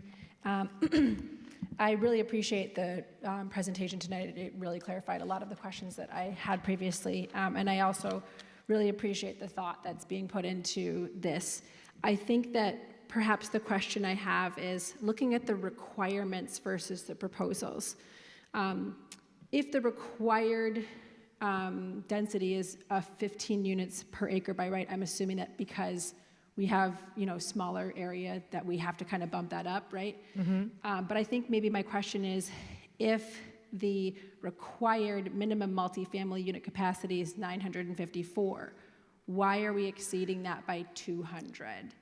If there is a mathematical way to decrease the proposed units density to hit that 954, I feel like we should lob off at least, part of a larger discussion, but just kind of thinking about if we were to hit the requirements, why not just hit the minimum requirement instead of exceeding that? It's not about Thank you, ma'am. simply minimum requirement. The land area is a major impact.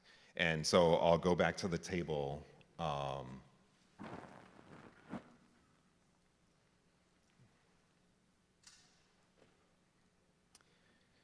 We're required to have 191 units within a half mile of the train station. In order to meet 191 units within that Essex Street corridor or that Essex Street overlay, we have to do 35.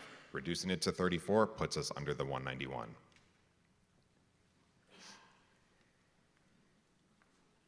So then maybe to clarify for the crowd, it sounds like we are doing the minimum.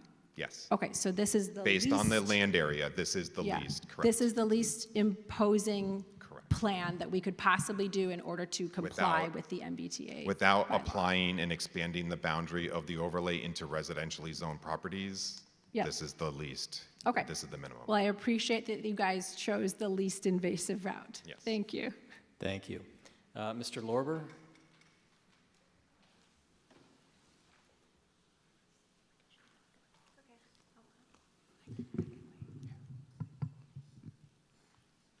Thank you, Mr. Moderator. Terry Lorber, Precinct 5. On the advice of my partner, Laura Goodman, I'll be limiting myself to this prepared statement. We can't hotel our way to more commercial revenue. In our budget, revenue from commercial sources amounts to about 7%. We should do all we can to maintain our commercial tax base. However, even if we put a boutique hotel at Hadley and the Hawthorne, it's not likely we'll ever see more than a 7% contribution from commercial sources.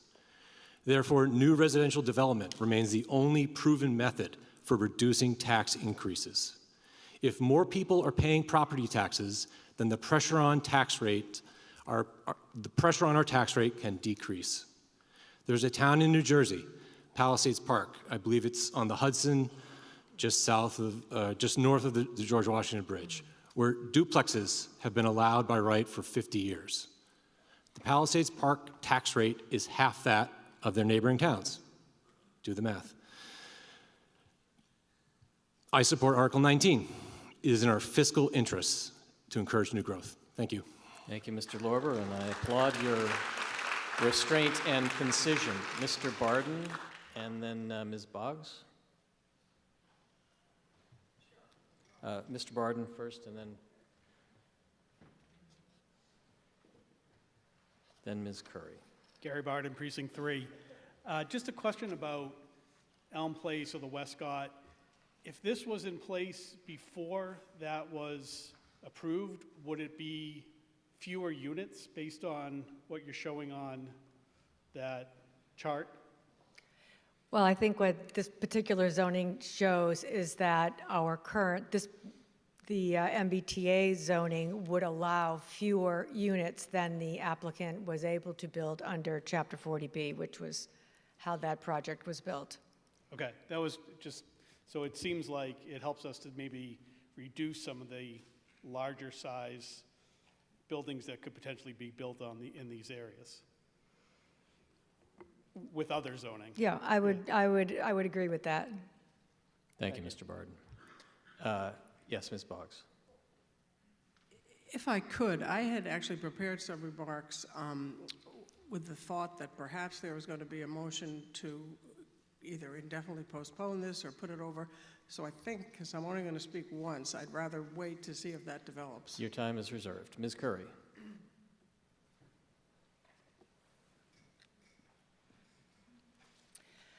Thank you, Mr. Moderator.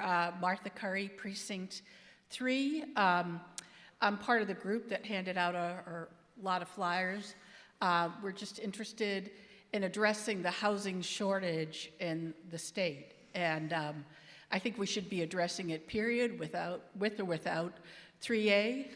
Unfortunately, Ann Potts, a recently elected town meeting member, couldn't join us tonight, and she asked me to read this. I speak in support of this article. I have been collaborating with a number of our neighbors to better understand our local housing picture, the parameters of this law, and the potential impact on our community. Many of you hopefully saw the information sheet we passed around town over the past few days. My belief is that we need options to serve the broad array of people who love Swampscott. Many of us kid about how we don't quite qualify as Swampscotters because we've only been here for a generation. After my meager 15 years in town, I know the depth of regard we hold for what it brings to us and our families.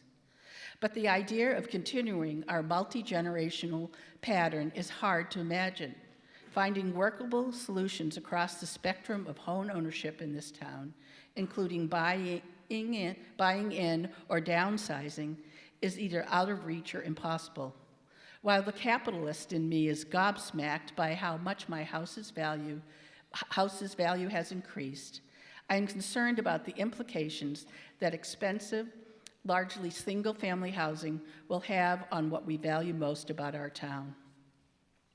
Laws don't enact miracles.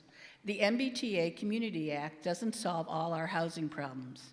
I agree with the premise that think that Swampscott exemplifies the law's goals in many ways. We know density. Most of us live on top of one another and enjoy our walkable neighborhoods. Within an easy walk of our train station, we can access town services, the library, restaurants, and more. We are different from other towns. As Pete explained, complying with the law is easy for us. We don't need to change the existing zoning except for the by right status. Property owners in the Essex Street and Paradise Road adjacent areas will still undergo the full process to review their plans and ensure setbacks, height requirements, and other parameters are set. Our rules still apply. 67, the vast majority of MBTA adjacent communities have voted yes, approving their planning boards plans and proceeding with the work with the state to gain approval. I hope we will vote to join this group tonight. Thank you. Thank you, Ms. Curry. All the way in the back. Yes, sir. Sorry, you're in a shadow. I cannot tell who that is. Maybe Mr. Smith. Damon Damati, Precinct 6, town meeting member. So I just want to say I am really dead set against this. Thing I've thought for a long time is this town has a ton of people. We have less than 3 square miles. There are only 3 towns in this state that are smaller than we are by dry square miles. Hull, Chelsea, and Winthrop. Winthrop's shocking because they have 20,000 people. But these towns also don't have an 18-hole golf course, and that's not going anywhere. I've lived here now 14 years, and the traffic is terrible. And where it's worst is exactly where we want to put another 2,000 to 3,000 people, potentially. I can't imagine Essex Street and Vinnon Square. You have to sit through Vinnon Square for at least 2 light cycles now just to take a left turn out of Vinnon Square where the Stop and Shop is. We have a ton of dense housing there. One of the things we don't have in common with many of those towns is they're not nearly as dense as we are. I understand that this is a terrible law by Massachusetts. It's being challenged by Milton. It's being fought by Marblehead. It's not like everyone's just laying down. And they're petitioning the Supreme Court of the state to actually change the law. I just can't imagine trying to get through this town with any more housing especially back there. So I just would like people to consider that. I'm not against people want to live in Swampscott, but we're so tiny. And the discussions even before on some of these other bylaws and things like that means we are on top of each other in this town, which is why it's such a big deal when anyone next to you wants to do something. I can't imagine living in a single-family home and then having someone want to build like a 10 to 12 unit condo building there. It's going to fundamentally change that area. And I just think people should really consider that before they vote for this. Thanks. Thank you, sir. Mr. Norton, then Mr. Hartman, then Mr. Burdoff, and I will get to more as we go. Ken Norton, Precinct 3. I'm all in favor of more housing, but my fear is it'll be rental housing. It won't be ownership, like you've won the screens before, like Jen Burke's and those places there. Those houses that are built, they'll be rental properties. They won't be owned by people that'll be paying taxes toward the town. That's my biggest fear. Thank you. Possible. Thank you, Mr. Norton. Mr. Hartman. Eric Hartman, Precinct 1 Town Meeting Member. Just want some clarity on the areas that you selected and what the requirements were for selecting them. Meaning, did you have to select areas that were already zoned for multifamily housing? No. So I'm curious why the area down by the train station itself, the large strip of property on Columbia that goes all the way down to Eastern, seems like an ideal area, so I'm curious why that wasn't considered. I'm sorry, just the reason I'm asking, I'm concerned a bit about the Elm Place development on Essex Street and to be choosing this spot here that, that's a large development that's very close to where Elm Place is going to be. Thank you for your question. The reason that was not considered further down there on behind Railroad Ave, I know which road you're talking about, was because it's residential, and we wanted to keep all of the zoning in on top of business on commercial zones. So it's either on top of B2, B3, or B4, where multifamily is already allowed. So that zone where, on Essex Street there is already multifamily allowed. It's multifamily by special permit, right, but it is allowed. So somebody could come in and buy and develop and get a special permit and put something in there, and that can happen today, I guess. That could happen today. I mean, there's not, in fact, the point that the gentleman before you made about, not wanting to see that kind of development here, I mean, there's nothing stopping that now. And as a matter of fact, if somebody were to buy up a couple of lots on Essex Street, they could develop it at a far greater rate than they could under this bylaw. Right. This bylaw caps the density, whereas right now, if somebody could buy a couple lots and build something, and there is no cap on density. Great. Thank you. You're welcome. Thank you, Mr. Hartman. Mr. Burdoff, then Mr. Jerma.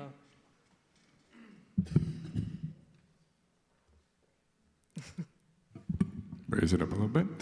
Aaron Burdoff, Precinct 5, also Affordable Housing Trust member and Master Plan Committee as well.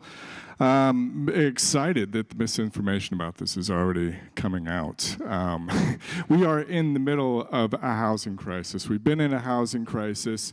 Your taxes go up because we don't have enough houses, even though our tax rate has actually gone down. So we need more houses in the state. That's why the state's doing this.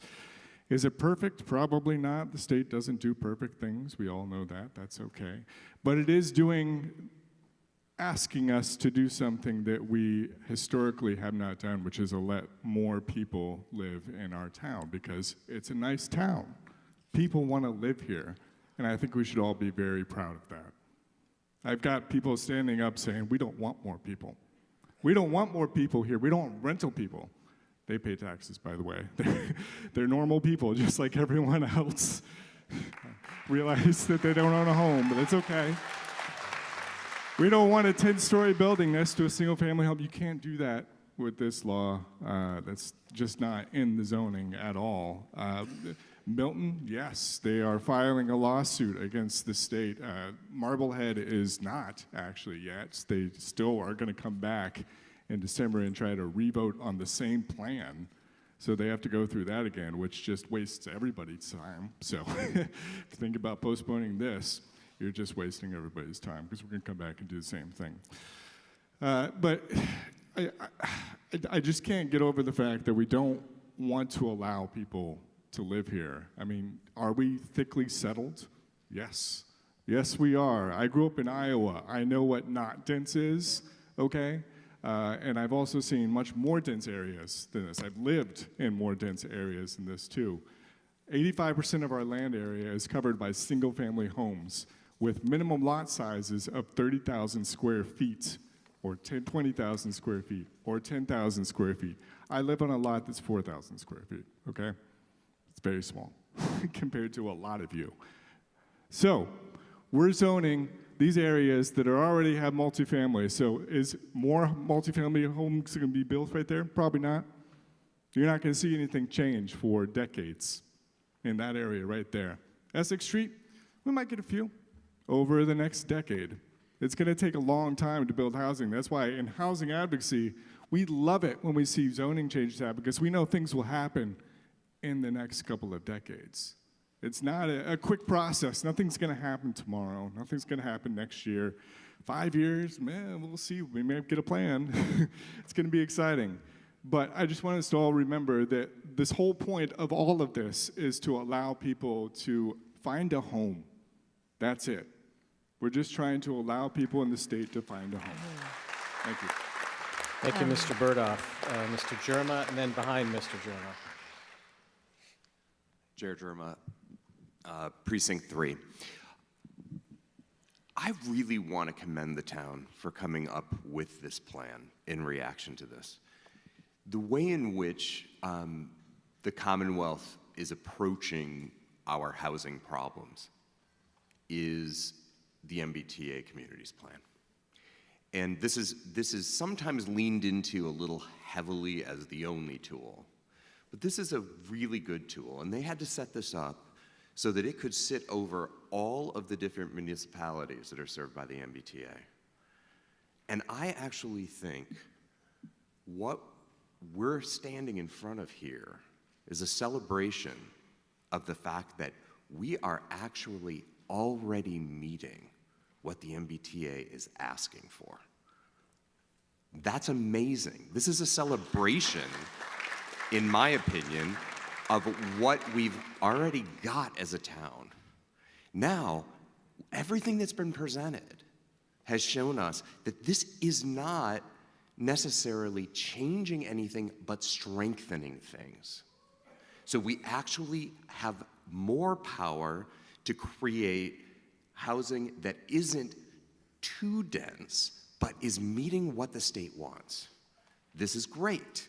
We're still keeping all of our setbacks, our height limits, and everyone that owns property here, now it's by right without special permit. So it's a little bit easier for them. This is actually brilliant.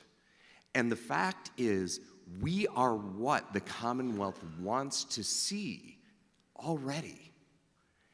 I don't think we need to get involved in lawsuits because I would rather see our taxpayers' monies spent on the town and not on attorneys. We can meet this, and I just don't see any reason why we can't look at this and say, this is awesome, we're here. There was commentary in the Globe last week about this type of planning being a sidestep or being a looking for loopholes. No, we are showing the state that we already have it. So I highly recommend that this is voted on, this is passed, and this is passed unanimously, so we can show the state we're doing it right. So thank you. Thank you, Mr. Jerma. Ma'am? And then Mr. Walensky. No, but I have a couple of good points.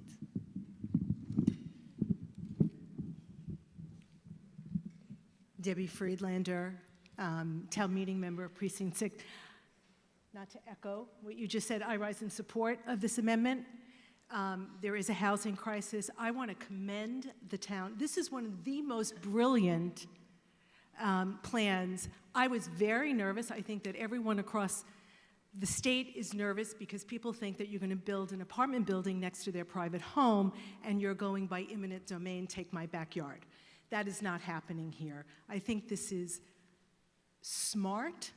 It cares for the people who already live here. It invites others, and the fact is, I agree, nothing is going to happen for years. This is expensive for people to tear down a building and rebuild. So I want to thank you all. Thanks. Thank you. Thank you. Thank you, Ms. Friedlander. Mr. Walensky and ma'am in the back, then a gentleman there. Mark Whiskey Walensky, Precinct 3. The three people ahead of me said everything I would want to say, so I'm not going to waste a whole lot of time for you. I think the key point is none of this is going to happen fast. I doubt we'll see any of it while we're still around here. I hope we vote in favor of the article. Thank you, sir. In the fuchsia shirt there, ma'am. Then you, Mr. Healy. Ma'am, you wanted to speak, yes? And then I believe it's Mr. Healy. Yeah, I hear you. I hear you. Jan DiPaolo, Precinct 1. And I just want to say, the gentleman that was talking about affordable housing, didn't we sit here for hours last night and talk about the schools are in disrepair, there's rat problems, there's electrical fires, et cetera. We're looking for a life center because we've outgrown the buildings that we have. I don't think it's a question of not wanting more people. I think it's a question of, can we take care of the people that are here? And so that's my concern with adding more things that are going to be developed. I mean, you can say it's going to be decades. Elm Place was an idea, and now it's up, and it's just really a lot more people that we're adding. I'm looking at the numbers, and it says that whatever the numbers were, 900, but we're saying we can have 1,100 there. I'm just concerned, again, that we're not taking care of the students that are here, hours last night talking about the schools. We're not taking care of the people that are here. Yes, there'll be more taxes, but then fire department, police department, our roads, water and sewer, et cetera, it's all really impacted by these bigger numbers that we're talking about letting those people in. And I'm just concerned we're not taking care of those of us that are already here. Thank you, ma'am. Sir.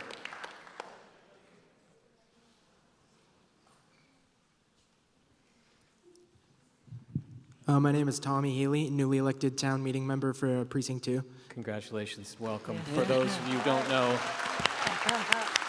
if I may impose upon you, grandson of the late John Doherty.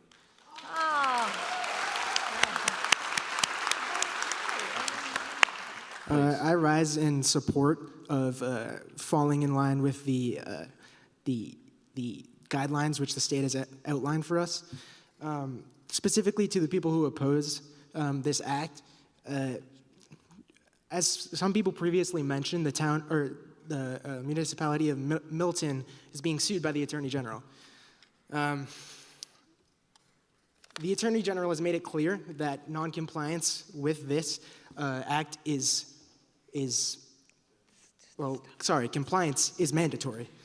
And I fear that voting against would leave us vulnerable to similar threats of litigation from the Attorney General.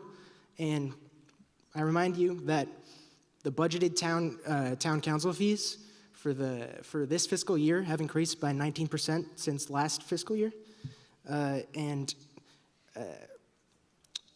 oral arguments scheduled for this Milton trial are for October. That's a lot of time in between our vote today and when the case is decided. If we vote against complying, that means if the Attorney General is given a favorable outcome, we would essentially be forced to comply and lose the state funding, which we would be at risk of losing with noncompliance. Also, this is one district of Swampscott. As beautifully outlined by the Planning Committee, we have a thorough plan to comply, and I guess minimally comply, to the level where we are not at the threats, and we of litigation and we keep this this integral state funding. So I would just say I stand in support. Thank you. Thank you, Mr. Healy. Further commentary, Mr. Smith in the back. Mr. Smith in the back.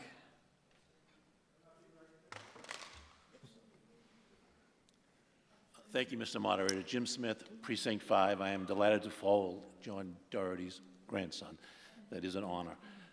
I certainly support this, but I would like to point out to my colleagues in Swampscott, we are doing the absolute minimum. We are essentially building nothing. Right. You're not helping the Commonwealth's housing issues at all. This started with Governor Baker, Right. our neighbor. Governor Healy also supports this. It's great. I mean, we have managed to sidestep, if you will, the obligations. Well, we're meeting our obligations, but we're doing nothing over and above that. Now, my kids, if they so desire, are fortunate enough to maybe be able to live here. But my kids' friends, for the most part, don't have a prayer of ever living here. We need more housing, not just in Swampscott, but frankly, every place within 495. We're losing population as a Commonwealth because we don't have housing. The costs are outrageous. Today's Globe headline talks about near $1 million for a median house. My parents paid $14,900 in Lynn. $14,900, and my father couldn't afford it. He said, what's our last dime? We'll do it. We're not going to help people with housing. Yeah, we should support this. But let's not pat ourselves too hard on the back. We haven't solved the housing problem. It's a minimum. Let's understand that. Thank you, Mr. Smith. I'm sorry, Ms. Sullivan? Okay, there is a second. All those in favor of ending debate at this point, this requires a 2/3 vote. All those opposed, the motion carries. Now, as we come to a vote on the original motion by Ms. Ippolito, I am going to note for the body, normally a zoning bylaw change takes a 2/3 vote. This motion complies with components of Chapter 48, Section 5, that allows this to pass with a simple majority. All those in favor of Ms. Ippolito's motion? All those opposed? The motion carries. Thank you.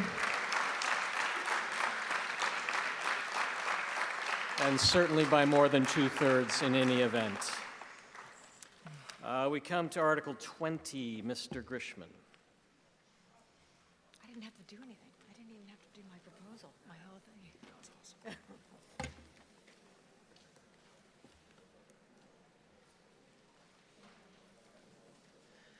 David Grishman, Precinct 1, Town Meeting Member, Select Board.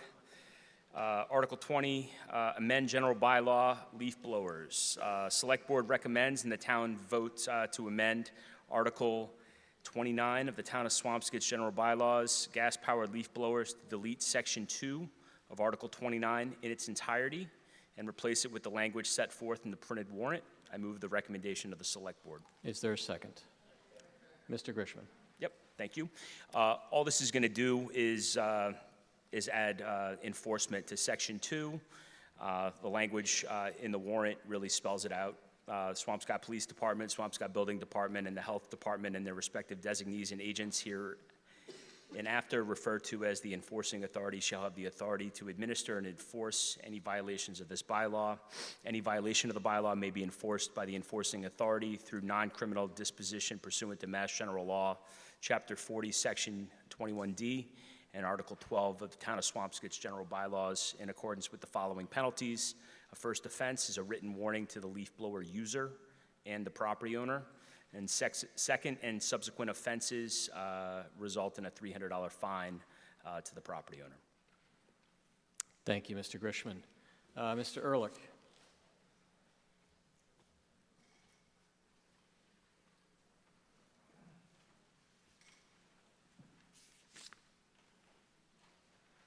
Thank you, Mr. Moderator. I move to amend And Article again, your 20. name and precinct. Thank you. Norman Ehrlich, Town Meeting Manager, Precinct 6. I move to amend Article 20 of the warrant by striking the language of Section 2, subsection B, that presently reads, second and subsequent offenses, $300 fine to the property owner, and substituting the following language. Second and subsequent offenses, for each such violation, $300 fine to the leaf blower user or the company by which the user of the leaf blower is employed. Thank you, Mr. Ehrlich. Is there a second? I am in receipt of the written copy of this, and it has been reviewed by council. As written, I find that the warrant article is unfair and unjust, as it penalizes the property owner, even though the property owner is not guilty of the prescribed conduct, that is, using a gas-powered leaf blower. For example, a property owner hires a contractor, and there are many in this town, hires a contractor to cut his lawn. He then comes home one day after the lawn has been cut, and he finds there's a warning that was given both to the landscaper and to the property owner that the landscaper was using a gas-powered leaf blower. The property owner speaks to the landscaper and says, hey, you have to comply with the town bylaw. You can't use a gas-powered leaf blower anymore. And the landscaper says he will comply. A few weeks later, he gets a notice of violation and a fine of $300 because the landscaper happened to use the gas-powered leaf blower. Now, is it fair that the property owner is burdened with the $300 fine when he did nothing to violate this particular bylaw? I suggest it's not. My motion as amended would penalize the proper person, that is, the person who is using that gas-powered leaf blower. If it's the property owner, so be it. If it's the property owner or a member of his family. If it is the landscaper, then the landscaper should bear that fine, not the property owner who does nothing. And I think it is unfair the way it is written, and I hope you will pass this amendment. Thank you, Mr. Ehrlich. Is there discussion or question? Mr. Schneider, Mr. Bierman, Mr. Norton, and then Mr. Keller, I think it is. Again, to the amendment. Eric Schneider, Eric Schneider, Precinct 5, Town Meeting Member. I think the problem with this amendment is it might be hard to identify who the landscaper is, but it's easier to identify the property owner, and the property owner can ensure by just, in the contract with the landscaper that no gas-powered leaf blowers are used. So I oppose this amendment. Thank you, Mr. Schneider. Mr. Bierman.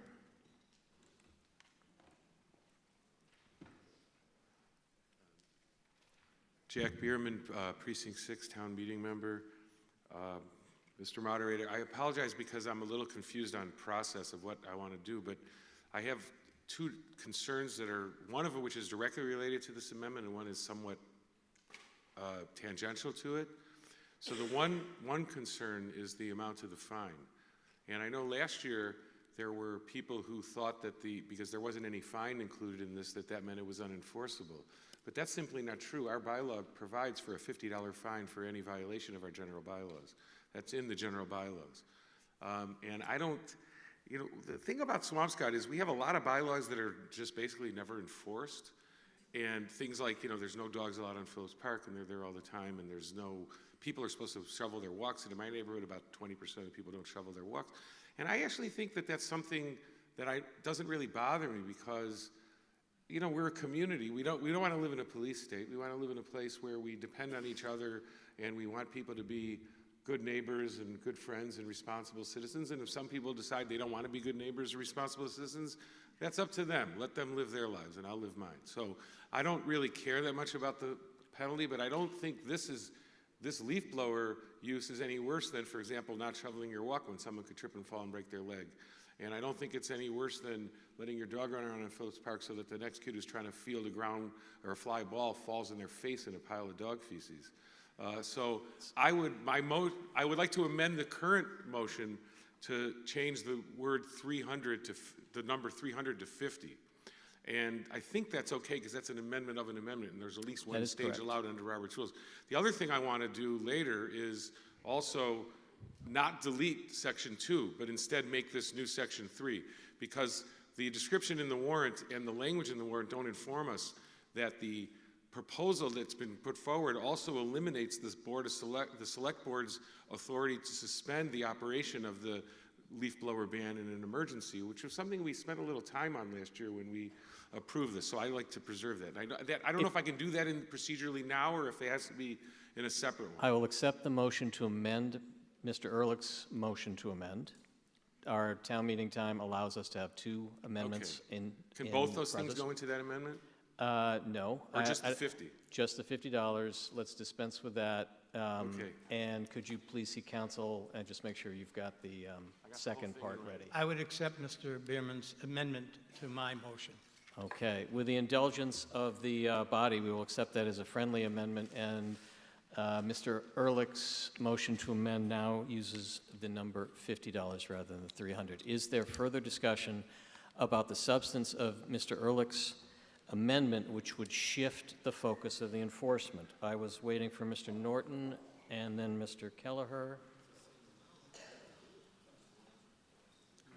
Ken Norton, Precinct 3. I actually had the same amendment in my written down for $50 fine on the landscaper, but clarified that. That's what I was raising my hand for. And the other is, in reading the amendment the way it's written, our law enforcement is going to, what are they going to, drive around looking on Saturdays, Sundays for people to,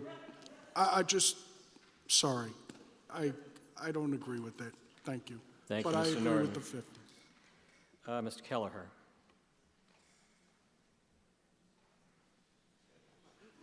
Thank you, Mr. Moderator. Mike Kelleher, Precinct 4. I just had more of a question on this, which was related. I'm sorry, I didn't get your name. The enforceability of it, I don't understand. How is it enforced? Is there an appeal process? What proof is needed for a resident or a landscape company to get a violation?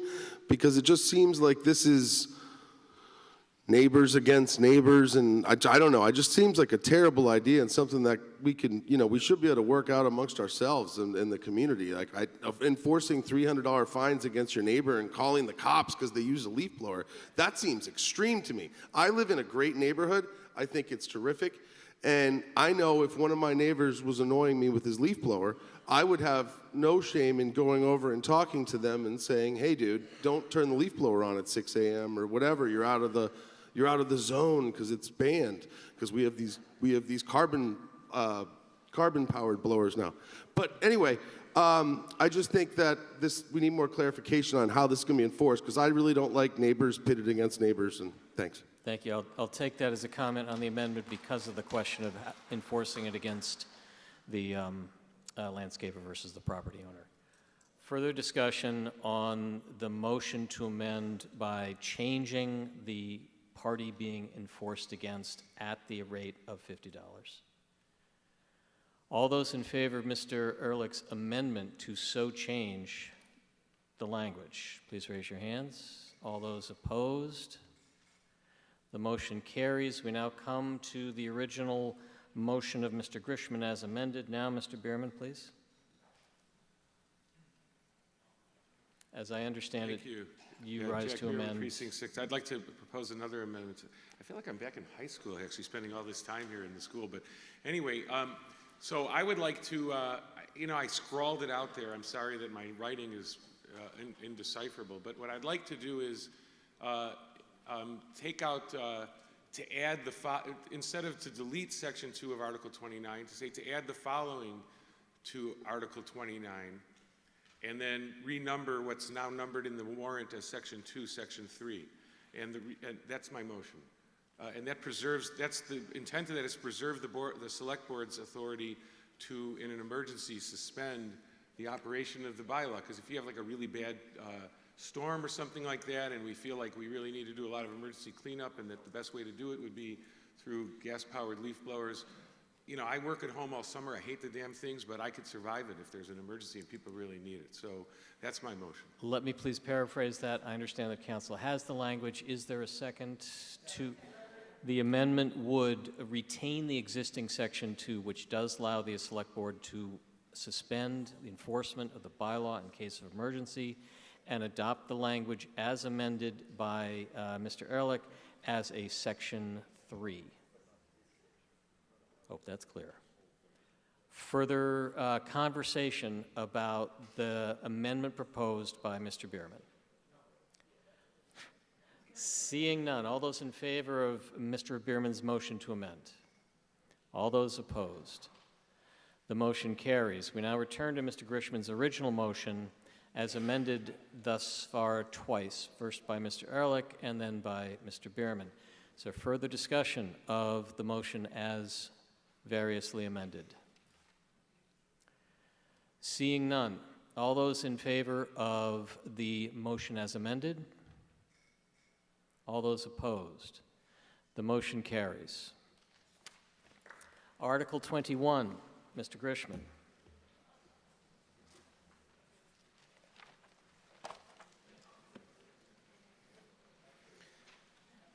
The Select Board recommends the town vote to approve Article 21 as set forth in the printed warrant.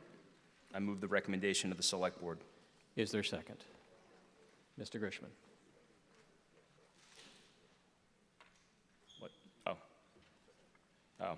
Article 21, acceptance of easements for public parking. The Select Board recommends the town vote to approve Article 21 I as have set. your motion. Do you wish to speak to your motion? It's been seconded. Oh, sorry. The hour is late, I agree. Got it, yep. 3 days. The comprehensive permit for the Elm Place development requires the developer to convey easements for public parking and sidewalks, and this is simply to ensure the portion of land will become accessible for 6 public parking spaces.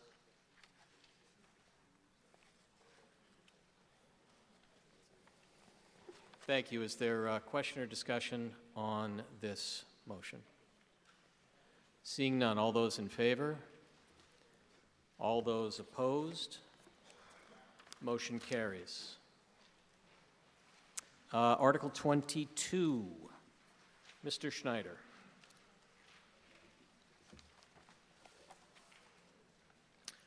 Eric Schneider, Precinct 5, member of the Finance Committee. The Finance Committee recommends the town vote to borrow $225,000 to improve or rehabilitate town-owned property located at and off Archer Street, assessors parcels 7-1-0, 7-213 through 7-248, and 7-250 through 7-255, and any buildings and recreational facilities thereon, and to transfer the care, custody, and control of said properties from the Select Board for the purposes for which the properties are currently held to the Conservation Commission for public park, active recreation, and playground purposes in accordance with the provisions of Mass General Law, Chapter 45, Section 3, and further to dedicate said properties to such purposes, and to authorize the Select Board and/or Conservation Commission and their designees to apply for, accept, and expend any gifts, grants, and/or reimbursements from the Commonwealth of Massachusetts under the Land and Water Conservation Fund Act, PL 88-578, 78 Stat 897, or any other state or federal grant program related to the scope of this article, and to enter into any and all agreements and to execute any and all instruments as may be necessary to effectuate the vote taken hereunder. I move the recommendation of the Finance Committee. Is there a second? That was a laborious reading. Congratulations. Mr. Schneider. So this is basically another capital article that required special language. It's to accept some state grants and to borrow certain monies to improve the Archer property. Thank you. Is there question or discussion on the acceptance of this grant? Seeing none, this requires, I'm sorry, in the back. While the gentleman is approaching the microphone, I will remind you that this requires a 2/3 vote as it is borrowing. The question just is if And you guys again, can please, name and I'm sorry, Frank Smith, Precinct 1. If you could please explain to us the scope of work involved with this project, seeing as how we're asking for a large sum of money. Thank you. Fair enough. Ms. Galaska, perhaps. Absolutely. Good evening, Marzi Galaska, Community Development Director, Precinct 6, Town Meeting Member. Happy to share with you the scope of work would include construction of walking paths, installation of bicycle pads, not pads, I'm sorry, bicycle parking areas, some furniture, meaning like there's a area that there are beautiful lookout areas on at the top of the hill at Archer Street, so potentially lookout area. The full scope of work and the project will be discussed. There will be a public process and a full public engagement to really discuss the actual scope of work. The way that the grant works is that town meeting needs to accept it prior to the full award and the scope of work. And Frank, I'm happy to, again, we've had discussions in the past, and I'm happy to, continue the discussion, and I do hope that residents will join public meetings and really help us to design and construct this beautiful 10 acres of land that town meeting voted for in 2022. Thank you, Ms. Galaska. Other questions or discussion? Seeing none. Again, a reminder, this is a 2/3 vote. All those in favor of Mr. Schneider's motion? All those opposed? It carries unanimously. Thank you very much. Having dispensed with all the articles in the warrant, I would accept a motion to dissolve this town meeting. Is there a second? All those in favor? All those opposed? Thank you to all of you for your patience, your diligence, your attention, and your indulgence.